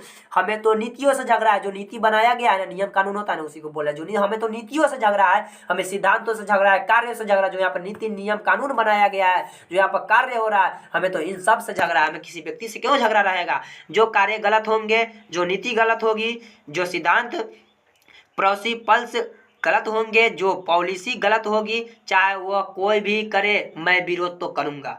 बोल रहे हैं हमें किसी व्यक्ति से झगड़ा नहीं है, जो नियम कानून सिद्धांत बना गया हमें इससे झगड़ा है। और चाहे वो कोई भी हो, अगर वो गलत करेगा तो मैं उसका विरोध जरूर से जरूर करूंगा। नारायण जी बोल रहे हैं, देखिएगा, अपनी अकल के मुताबिक, अभी अपनी अकल के मुताबिक बोले, अपनी अकल के मुताबिक उनका विरोध जरूर से जरूर करूंगा। हम लोग इनकी तरह नौजवान थे उस जमाने में, लेकिन यह जरूरत होती थी हम लोगों की कि बापू के सामने हम कहते थे कि हम यह बात नहीं मानते बापू, यह बात। और बापू में इतनी महानता थी कि उनकी इतनी, उनमें इतनी महानता थी कि वे मेरे बात को बुरा नहीं मानते थे। आगे देखिएगा, उस जमाने में मैं तो घोर मार्क्सवादी था। नारायण जी बोले उस जमाने में मैं घोर मार्क्सवादी था, बाद में लोकतांत्रिक समाजवादी बना, किंतु बापू की मृत्यु के बाद कई वर्षों के बाद 1954 में मैं सर्वोदय में आया, और सर्वोदय में आया गया, जो कि बिहार में है। सर्वोदय में क्या लिखा हुआ है, 1942 के बाद 1954 में मैं सर्वोदय में आया गया। अच्छा, ये वही गया की बात हो रहा है जो कि बिहार में है, एक गया जिला है ना, उसी गया के बारे में बात हो रहा है कि बापू की जब मृत्यु हो गया तो उसके कई वर्षों के बाद 1954 ईस्वी में जो है ये है गया में आए, जो कि बिहार में ही पड़ता है, गया में ये आए। उसके बाद क्या हुआ, जवाहरलाल जी थे, एक बड़े भाई थे, मैं उनको भाई कहता ही था, मैं उनको भाई कहता ही था। कौन थे? जवाहरलाल जी थे, एक बड़े भाई थे, मैं उनको भाई कहता था। नारायण जी बोले एक जवाहरलाल जी थे, एक बड़े भाई थे, मैं उनको भाई कहता था। भाई का संबंध नहीं था, लेकिन ये क्या थे, भाई भाई मानते थे। चलिए ऊपर का थोड़ा सा लाइन समझाते हैं। ऊपर का लाइन क्या था,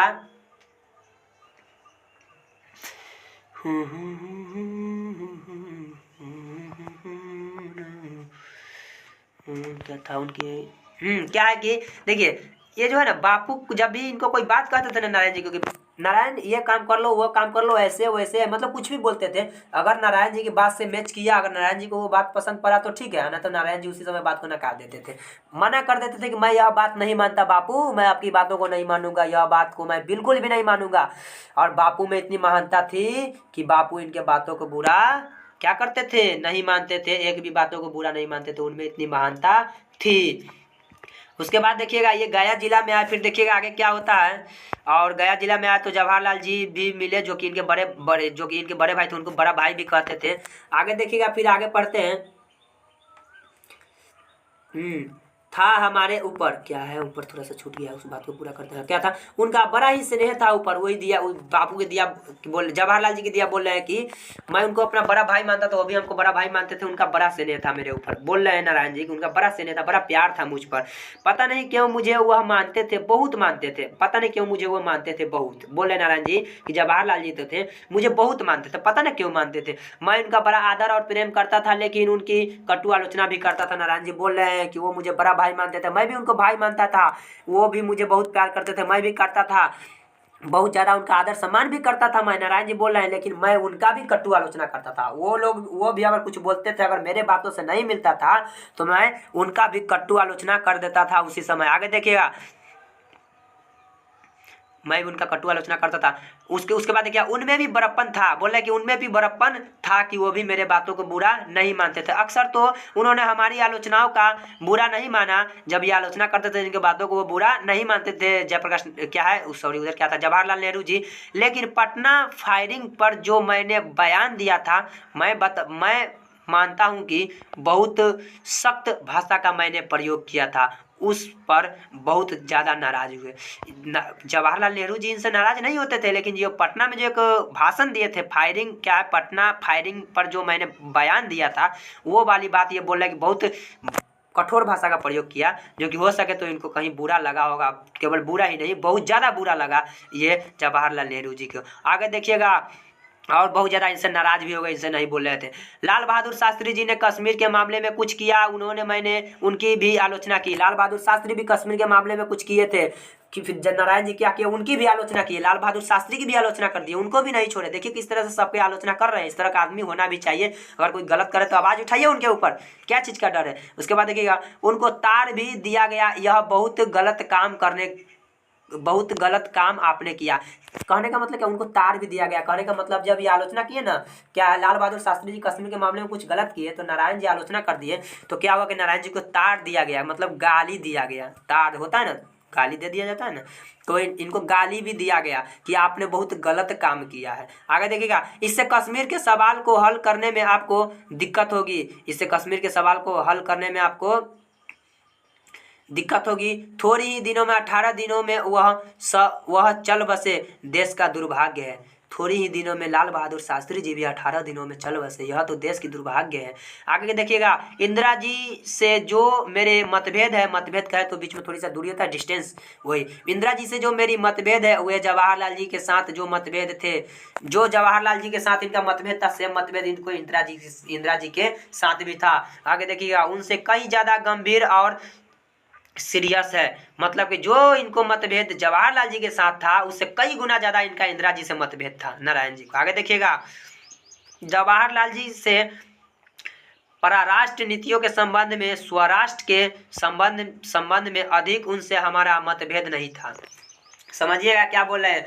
पराराष्ट्र कहे तो अपना राष्ट्र नहीं, पराराष्ट्र मतलब दूसरे राष्ट्र, दूसरे देश की बारे में बात हो रहा है। और स्वराष्ट्र कहे तो अपना राष्ट्र, अपने देश की बात हो रहा है। वही बोल रहे हैं कि पराराष्ट्र से क्या है, जवाहरलाल जी से पराराष्ट्र नीतियों के संबंध में, स्वराष्ट्र के संबंध में अधिक उनसे हमारा मतभेद नहीं था। मतलब दूसरे देश, अपने देश से इनका जब नाराज क्या है, जवाहरलाल जी से उतना मतभेद नहीं था। आगे देखिएगा, तिब्बत के मामले में मतभेद था। मतलब इनको जो है जवाहरलाल नेहरू जी से नारायण जी को अपने देश, अपने राष्ट्र और दूसरे देश, दूसरे के राष्ट्र से मतभेद नहीं था, बल्कि इनको तो तिब्बत के मामले में मतभेद था। जब जवाहरलाल नेहरू जी से नारायण जी को चीन के मामले में मतभेद था, हंगरी के मामले में मतभेद था। ये सब के मामले में, तिब्बत, चीन, हंगरी, ये सब के मामले में जवाहरलाल नेहरू जी से नारायण जी को मतभेद था। इन सारी बातों को लेकर उन दोनों के बीच में दूरी थी, डिस्टेंस थी। आगे देखिएगा, और मैं कोई गर्व नहीं करता हूँ। मैंने उस समय जो आलोचना की, हंगरी के मामले में जो कुछ कहा, जवाहरलाल जी को बाद में मानना पड़ा। जो कुछ भी बात उस समय बोले नारायण जी, जवाहरलाल जी को समझाए, हंगरी के मामले में चाहे चीन के मामले में, फिर बाद में जवाहरलाल जी को मानना पड़ा नारायण जी की बातों को।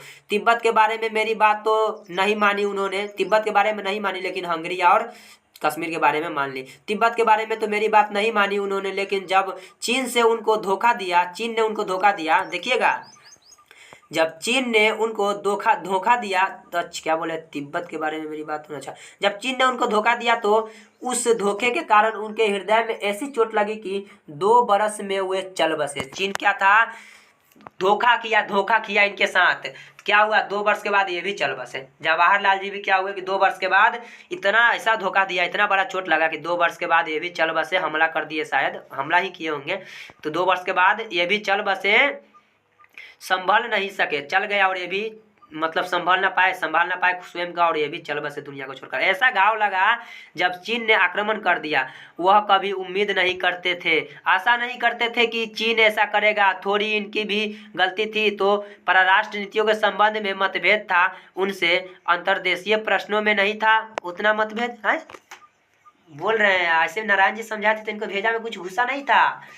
क्या हुआ कि चीन ऐसा धोखा दिया जैसा ये कभी सोचे भी नहीं थे जवाहरलाल जी की, कि मेरे साथ चीन ऐसा करेगा, इतना बड़ा धोखा देगा और धोखा देकर धोखाधड़ी करेगा मेरे साथ। वही हुआ।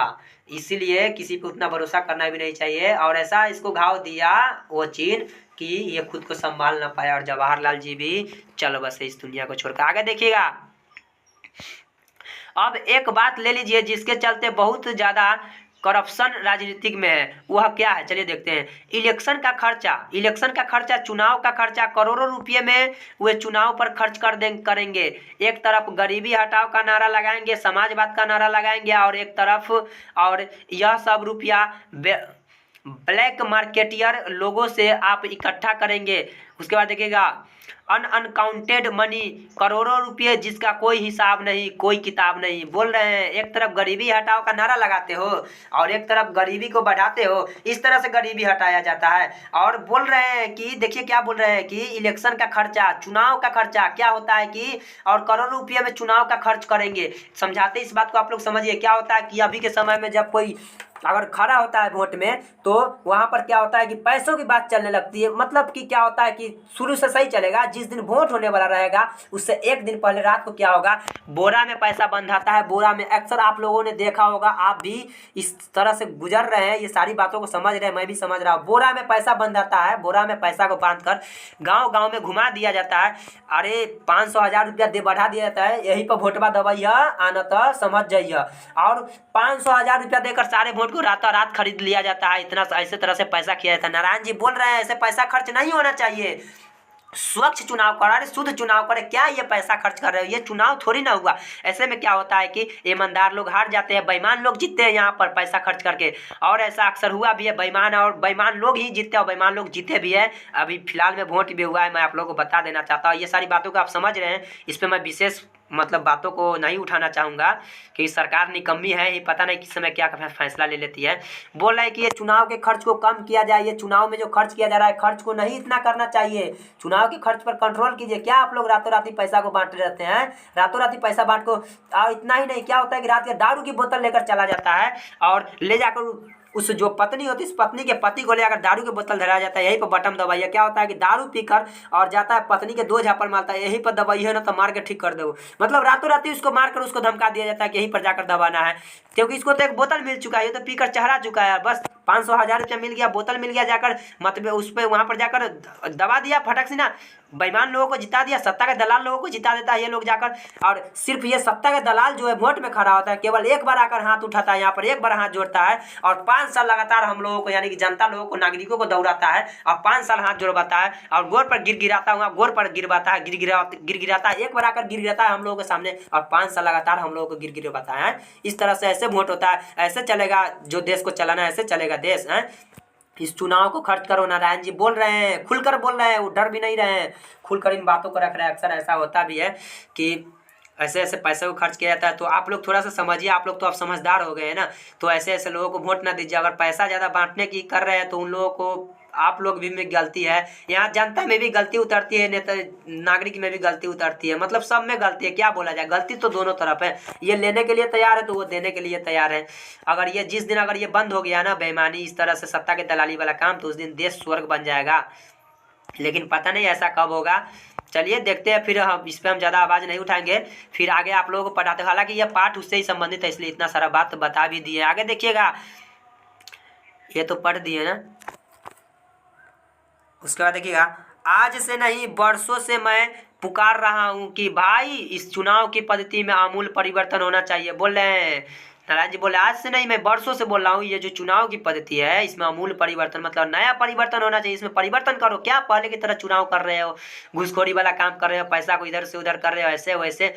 चुनाव के इसमें आमूल परिवर्तन लाओ। इसमें चुनाव का खर्च कम करना चाहिए। अगर चाहते हैं आपकी गरीबी उम्मीदवार खड़ा हो सके, मजदूर उम्मीदवार खड़ा हो सके, किसान उम्मीदवार खड़ा हो सके, गरीब पार्टी जो गरीब की पार्टी है वह अपने उम्मीदवार खड़ा कर सके। सुनता है कोई? है कोई सुनता है? अगर आप लोग चाहते हैं ना कि गरीब लोग भी खड़ा हो तो क्या कीजिए कि आप लोग इस तरह से ऐसे गंदे समाज से निकलिए, गंदे विचारों से निकलिए और इस सत्ता के दलालों को दूर कीजिए। ये लोग आप जनता के हाथ में ही है, क्योंकि आप जनता अगर किसी को अगर गद्दी पे बैठा सकते हो, गद्दी से उखाड़ भी सकते हैं। तो ये जनता के हाथ में है। आप लोग सही आदमी को चुनिए, सही आदमी को शासन पे बैठाइए ना। जिस दिन अगर ये शासन सही चलने लगा, जिस दिन ये घुसखोरी बंद हो जाएगा, उस दिन हम बोलते हैं कि यह देश स्वर्ग बन जाएगा। और कितना ही बताए तो आप लोग समझ भी रहे हैं। चलिए आगे पढ़ते हैं। इसमें देखिएगा, प्रेस से रिपोर्टों से पता चलता है कि इस आंदोलन के दौरान मैं दलविहीन लोकतंत्र की स्थापना करना चाहता हूं। दलविहीन लोकतंत्र सर्वोदय विचार का मुख्य राजनीतिक सिद्धांत है और इस विचार का प्रचार पिछले वर्षों में मैं करता रहा हूं और ग्राम सभाओं के आधार पर दलविहीन प्रतिनिधित्व स्थापित हो सके इसका प्रयत्न भी करता रहा हूं। परंतु वर्तमान आंदोलन के संदर्भ में मैंने दलविहीन लोकतंत्र का जिक्र कतई नहीं किया।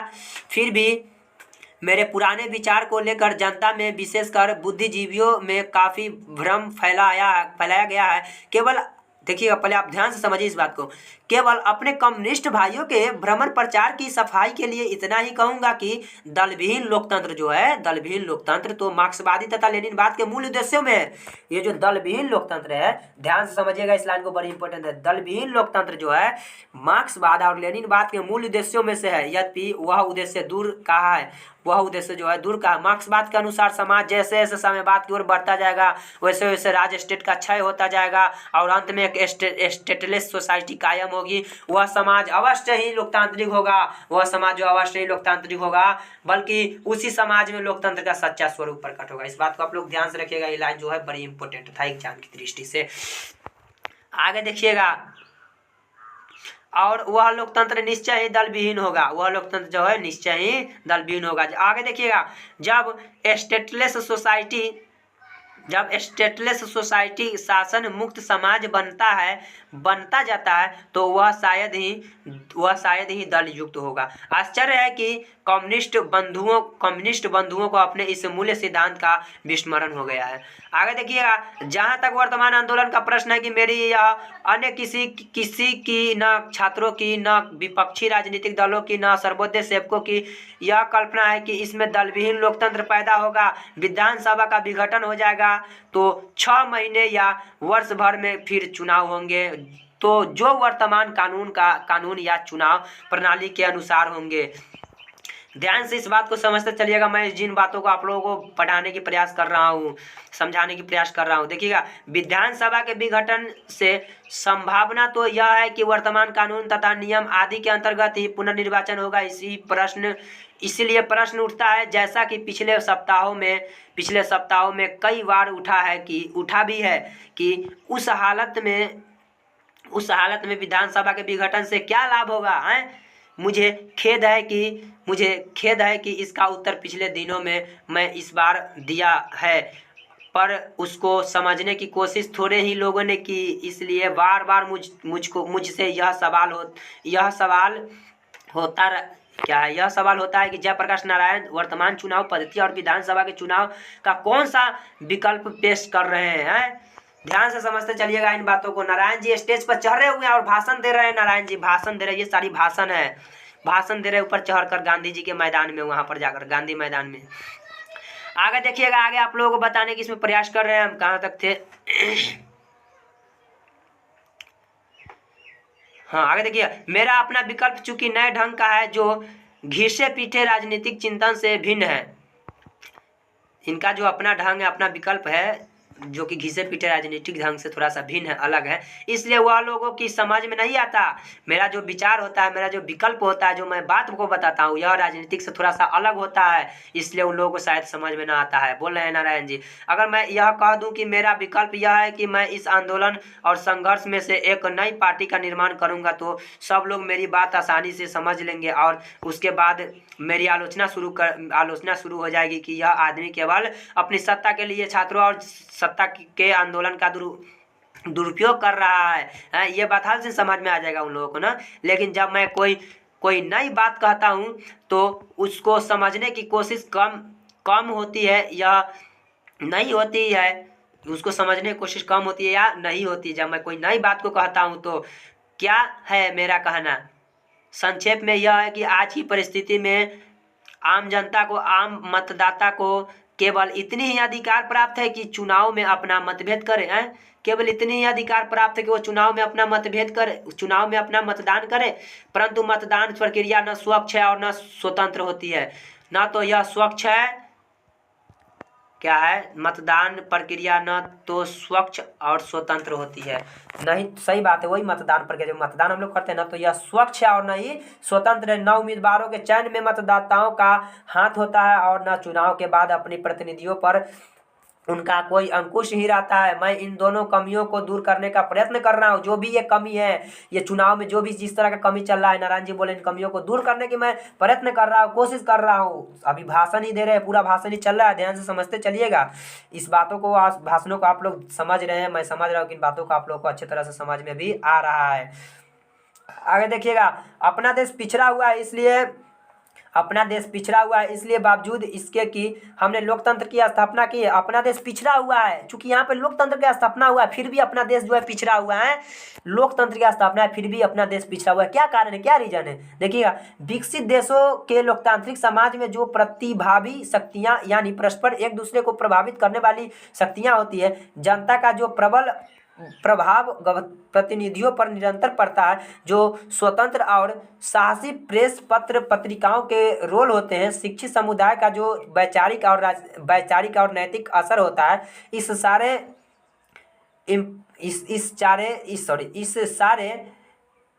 क्या है,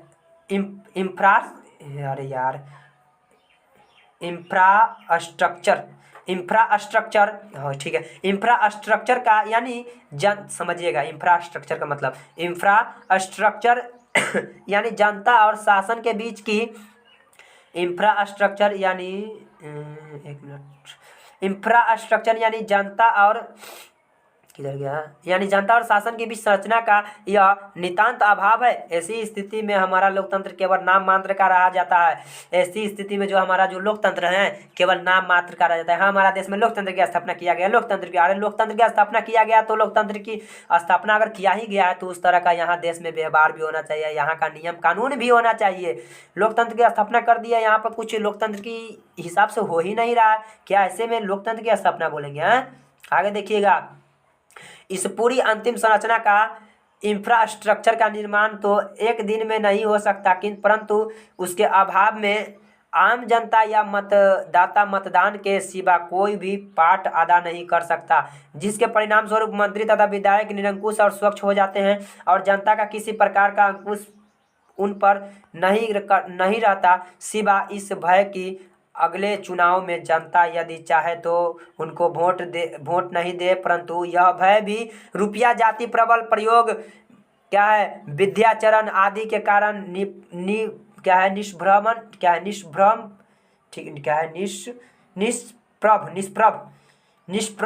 हो जाता है। अब चूंकि प्रदेश के छात्र, युवक और सर्वसाधारण जनता जागृत हो गई है। चलिए इस बात को समझाता हूँ, फिर आगे बढ़ता हूँ।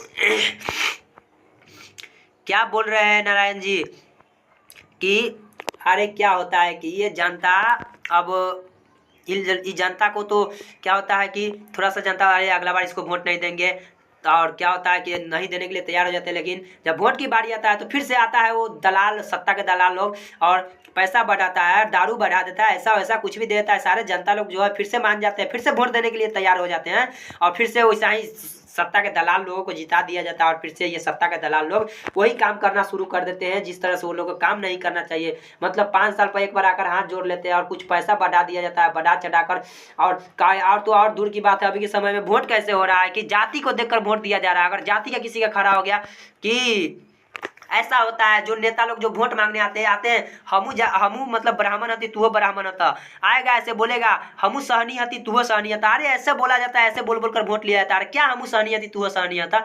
आप अगर ईमानदार है तो हम आपको वोट देंगे, अन्यथा आपको हम वोट नहीं देंगे। यहाँ पर जाति आते हैं, जातिवाद आते हैं फैलाने, भेदभाव फैलाने आते हैं। इतने महान महान लोग में मर गए यहाँ से अच्छे अच्छे काम करके, वो कभी भेदभाव को नहीं फैला, भेदभाव यहाँ पे फैलाने आते हैं। ऐसे होता है, गाँव में आता है लोग बोलता है हम भी ऐसे भी बोलेगा हम सहनी हती तू सहनी हता, हम ब्राह्मण हती तू ब्राह्मण हता, हम सिंह हती तू सिंह हता, हम गुआर हती तू। ऐसा होता है। क्या गुआर है सिंह? आप अच्छा काम कीजिएगा, आपको हम जिताएंगे। अच्छा काम नहीं कीजिएगा, नहीं जिताएंगे हम। ऐसे आकर जातिवाद को फैलाया जाता है। ये वोट जो है बहुत ही गंदा तरीका से हो रहा है, ऐसा नहीं होना चाहिए गंदा तरीका। सरकार को इस पर ध्यान देना चाहिए। मेरे आग्रह है कि अगर मेरे बात उनके पास पहुंच रहा है तो सरकार इस बातों पर ध्यान दे, क्योंकि बहुत ही गंदी तरीका से वोट हो रहा है। ऐसा तरीका से वोट नहीं होना चाहिए। बहुत ही गंदा, बहुत ही बेकार तरीका से वोट हो रहा है। जातिवाद को फैलाया जा रहा है, पैसों को यहाँ पर छूट किया जा रहा है, जनता को इधर से उधर भटकाया जा रहा है। आगे देखिएगा, लेकिन आपके जनता वैसी नहीं है। आपके जो जनता, आपके जनता वैसी नहीं है। पहले अब दूध मुआ जनता नहीं है कि हाँ हाँ रो रहे हो, लो लो दूध पी लो, चुप हो जाओ। आपके जनता जो है जागृत हो चुकी है। आपके जनता क्या है? जागृत हो चुकी है। अब तो वो उसकी शासन को उखाड़ कर फेंकने वाले, क्योंकि अगर वो जनता अगर उनको शासन को बैठा सकते हैं तो उनको शासन से उखाड़ कर फेंक भी सकते हैं। आगे देखिएगा, और कुछ नया चाहती है। ये जनता जो है कुछ नया चाहती है, वर्तमान परिस्थिति में परिवर्तन चाहती है। जो वर्तमान जो अभी परिस्थिति चल रही है इसमें परिवर्तन चाहती है जनता। अतः इस परिस्थिति का लाभ उठाकर मैं चाहूँगा कि आज जो असंगठित जनता है उसमें ऐसी शक्ति आ जाए कि वह सही आदमी का चुनाव कर सके, तथा चुनाव के बाद अपने प्रतिनिधियों के आचरण पर यथासंभव अंकुश रख सके। अपने प्रतिनिधियों के उस पर क्या यथासंभव अंकुश रख सके। इस संबंध में मेरे कुछ सुझाव है। एक तो यह है कि जब विधानसभा का अलग चुनाव हो तो हमारी छात्र संघर्ष तथा जन संघर्ष समितियां मिल करके आम राय से अपना उम्मीदवार खड़ा करे। कहने का मतलब है कि अब क्या होगा, अब देखिएगा बात को इसको समझते चलिएगा। अब संघर्ष समितियां भी होगी, और संघर्ष समितियां क्या क्या काम होगा ध्यान से देखते चलिएगा। अथवा जो उम्मीदवार खड़ा किए जाएंगे, जो उम्मीदवार खड़ा होगा, ठीक है, जो उम्मीदवार खड़ा किए जाएं उनमें से किसी एक मान्य करे, किसी को मान्य करे, मतलब किसी एक को उसमें से मेन बनाया जाए, मान्य करे। यदि इन समितियों के बीच आम राय नहीं होती तो यह कोई ऐसा रास्ता बनाएंगे जिससे क्या होगा, अगर इन समितियों के बीच अगर बात नहीं चल रहा, अगर बात को सही ढंग से नहीं बन पाया तो क्या होगा कि कोई एक ऐसा रास्ता बनाए जिससे आपस में फूट हुए बगैर समितियां अपना उम्मीदवार खड़ा कर सकेंगी। कुछ ऐसी व्यवस्था को अपनाया जाए। आगे देखिएगा, यह किसी एक उम्मीदवार को अपनी मान्यता दे सकेंगी। इस प्रकार के चुनाव में जनता का एक बहुत खरा पार्ट होगा, यानी जनता और छात्रों की संघर्ष समितियां उम्मीदवार के चयन में अपना महत्वपूर्ण रोल अदा करेंगी। दूसरी बात यह है कि जो भी उम्मीदवार अमुक चुनाव क्षेत्र से जीतेगा, ठीक है ना, जो भी उम्मीदवार अमुक चुनाव क्षेत्र से जीतेगा उसके भावी कार्यक्रमों पर कड़ी निगरानी रखने का काम ये संघर्ष समितियां ही करेंगी। कहने का मतलब बोल रहे हैं कि एक संघर्ष समिति बनाया जाएगा और संघर्ष समिति को ये काम दे दिया जाएगा कि आप यहाँ पर आपको ऐसे करना है, ऐसे करना है और इस तरह से आपको चलाना है। जो काम होगा उस पर कड़ी निगरानी अगर कोई रखने के काम करेगी तो कौन करेगी? वो संघर्ष समितियाँ ही ये सारी काम करेगी। और देखिएगा, और अगर उस क्षेत्र का प्रतिनिधि गलत रास्ता पकड़ता है तो उनको इस्तीफा देने को बाध्य करेंगी। ये संघर्ष समितियां केवल उतना ही काम नहीं करेगी, संघर्ष समितियां इतना भी काम करेगी कि अगर किसी भी क्षेत्र का अगर कोई प्रतिनिधि है, ठीक है, अगर वो गलत रास्ता पकड़ रहा है, गलत रास्ता की ओर जा रहा है, गलत कदम उठा रहा है, तो ये संघर्ष समितियां उसको बोलेंगे कि जाओ अपना इस्तीफा दो, यहाँ से हटो। इस्तीफा उसको देने के लिए बाध्य करेगी, बोलेगी ये संघर्ष समितियां का ये काम होगी। इस प्रकार से जनता का अंकुश इन लोगों पर ऊपर होगा, इन लोगों के ऊपर होगा। आज की तरह निरंकुश और स्वच्छंद वे नहीं रह पाएंगे। इस सिलसिले में एक और बात स्पष्ट करना आवश्यक है कि जो संघर्ष समितियां छात्रों की यह जनता की बन गई है, चाहे छात्रों की हो चाहे वह जनता की हो। जो संघर्ष समितियां बन गई है यानी बन रही है, उनका काम केवल शासन से ही संघर्ष करना नहीं है। जो अगर संघर्ष समितियां बनी है, ठीक है, तो उनका काम केवल शासन से ही संघर्ष करना नहीं होगा। ऐसा नहीं कि शासन के पीछे घूम रहे हैं लगातार, ऐसा नहीं है। केवल शासन के पीछे ही संघर्ष करना नहीं है, शासन के साथ ही संघर्ष करना नहीं है, बल्कि उनका काम तो समाज के हर अन्याय और अनीति के विरुद्ध संघर्ष करने का होगा। चाहे समाज में और किसी भी तरह का कोई गलत कदम अगर कोई उठा रहा है ना, तो उसका भी संघर्ष कौन करेगी, उसका भी विरोध कौन करेगी, ये संघर्ष समितियां ही जाकर करेगी। और इस प्रकार से इन समितियों के लिए इस प्रकार से इन समितियों के लिए बराबर का एक महत्वपूर्ण कार्य रहेगा। गांव में छोटे अफसर हो या कर्मचारी की, चाहे वे पुलिस के हो या अन्य किसी प्रकार के जो घुसखोरी चलती है उसके खिलाफ तो संघर्ष रहेगा ही। साथ ही साथ जिन बड़े किसानों ने बेनामी या फर्जी बंदोबस्तियां की है, उनका भी विरोध ये संघर्ष समितियां ही करेगी। बोल रहे हैं कि जो संघर्ष समिति बना हुआ है, सबका विरोध कौन करेगी, संघर्ष समितियां ही करेगी इस तरह का। और उनको दुरुस्त करने के लिए संघर्ष करेगी।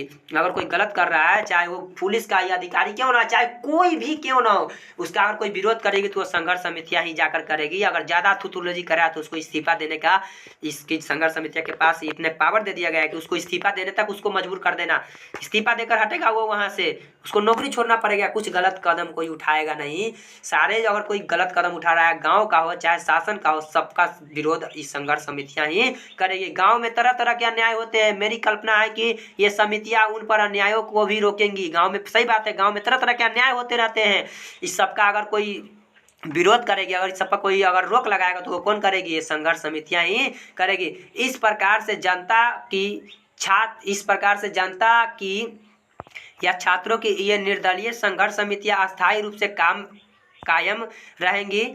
अस्थायी रूप से क्या है कि कायम रहेगी, मतलब हमेशा इस पे ध्यान दे रहेगी, कहाँ पे क्या हो रहा है उस पर हमेशा क्या करेगी, विरोध करेगी। और अस्थायी रूप से ध्यान दिए हुए रहेगी। लोकतंत्र केवल लोकतंत्र के लिए ही नहीं बल्कि सामाजिक आर्थिक नैतिक क्रांति के लिए अथवा संपूर्ण क्रांति के लिए बहुत ही महत्वपूर्ण कार्य करेंगी। ये जो भी कार्य होगा सभी कार्य को ये संघर्ष समितियां ही करेंगी। इस प्रकार से आपका यह चैप्टर खत्म होता है। इस प्रकार से जो है जयप्रकाश नारायण जी पटना के गांधी मैदान में चढ़े हुए थे और स्टेज पर चढ़कर वहाँ भाषण दिया। और इस प्रकार से वहाँ के लोगों को मन को मोह लिए, वहाँ के जो लोग थे उनके मनों को जीत लिए, मनों पे अधिकार कर लिए। क्योंकि भाषण इतना गजब तरह के दिए थे ना, बड़ा मस्त पाठ था यार। और हमें आशा है कि इस पाठ से आप लोगों को कुछ सीखने का मिला होगा, क्योंकि हर एक पाठ से कुछ ना कुछ इंसान को सीखने के जरूर से जरूर मिलता है। तो चलिए, पाठ को तो हम आप लोगों को पढ़ा ही दिए है। अब इसका प्रश्न उत्तर हम लोग अगले वीडियो में कर लेंगे, क्योंकि इस वीडियो में करेंगे तो वीडियो काफी लंबा हो जाएगा। और अगले वीडियो में हम लोग प्रश्न उत्तर करते हैं। पाठ आप लोगों को कैसा लगा है, वीडियो में एक बार एक कमेंट, प्यारा सा कमेंट जरूर कर देना, क्योंकि आप लोगों को कमेंट से हमें जो है ऊर्जा मिलती है, मतलब बहुत ज्यादा पावर मिलती है अंदर से। तो एक प्यारा सा कमेंट कर देना। वीडियो अगर अच्छा लगा हो तो लाइक भी कर देना। चैनल को अगर आप न्यू है चैनल पे तो चैनल को सब्सक्राइब तो कर ही देना आप। और वीडियो को हो सके तो उन छात्रों के पास शेयर कर देना जो 2024 में बोर्ड एग्जाम देने वाले हैं। और चलिए, अगले वीडियो के साथ जब तक हम मिलते हैं प्रश्न उत्तर को लेकर, जब तक के लिए बाय बाय दोस्तों, और जय हिंद जय भारत।